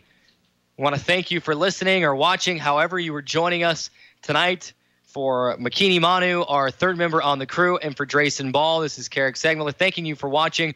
Also thanking our CEC TV crew, all the cameramen and women, and the hard workers in the truck for bringing us this great production tonight. We thank Martin Kelly, our radio producer on the radio side. That's it for us, Martin. If you want to take a couple minutes and wrap things up on your radio side, that's just fine. But that is it for us here in the broadcast booth at Trailblazer Stadium. Trailblazers win 28-23. South Dakota Mines here next week. Kickoff at 6 p.m. Pregame at 5:30. We'll catch you next week. Have a good night, everybody. Take care, people. Brought to you by Get Covered America. It's back to the action for DSU Athletics, brought to you by Ken Garff, St. George Ford Lincoln. We now return you to Dixie State Athletics. Like Carrick said, I am Martin Kelly here on the radio side in the studio for you. Just wrap it up for a minute real here. Thank you for tuning in to another awesome game between New Mexico Highlands and Dixie State. Dixie State coming out with a win, 28-23, improving on the record to be 2-1 on the season. They had 203 yards on the rush. They had 160 yards to the pass. They did everything right. They did everything they could. Interception late in the game to make a difference in the game was the solidifying point in this game. I can't disagree more. CJ Luago is the player of the game. Kid ran his heart out tonight. We got to say that. Also, a little report is that next week, Dixie State will have their final home game of the month. They're going to have a couple home games coming up in October and November, but next week against South Dakota Mines will be an awesome game. Tune in for that one on Radio Dixie 91.3. Pre-game show will start at 5:45. We'll send it out to Carrick and Drayson at 6, and they'll have the call on the game. Thank you for tuning in to another game of Radio Dixie 91.3. You've been listening to Dixie State Athletics on Radio Dixie 91.3, brought to you by Ken Garff, St. George Ford Lincoln. For more information on Dixie State Athletics, DixieStateAthletics.com. Thanks for listening to Radio Dixie 91.3.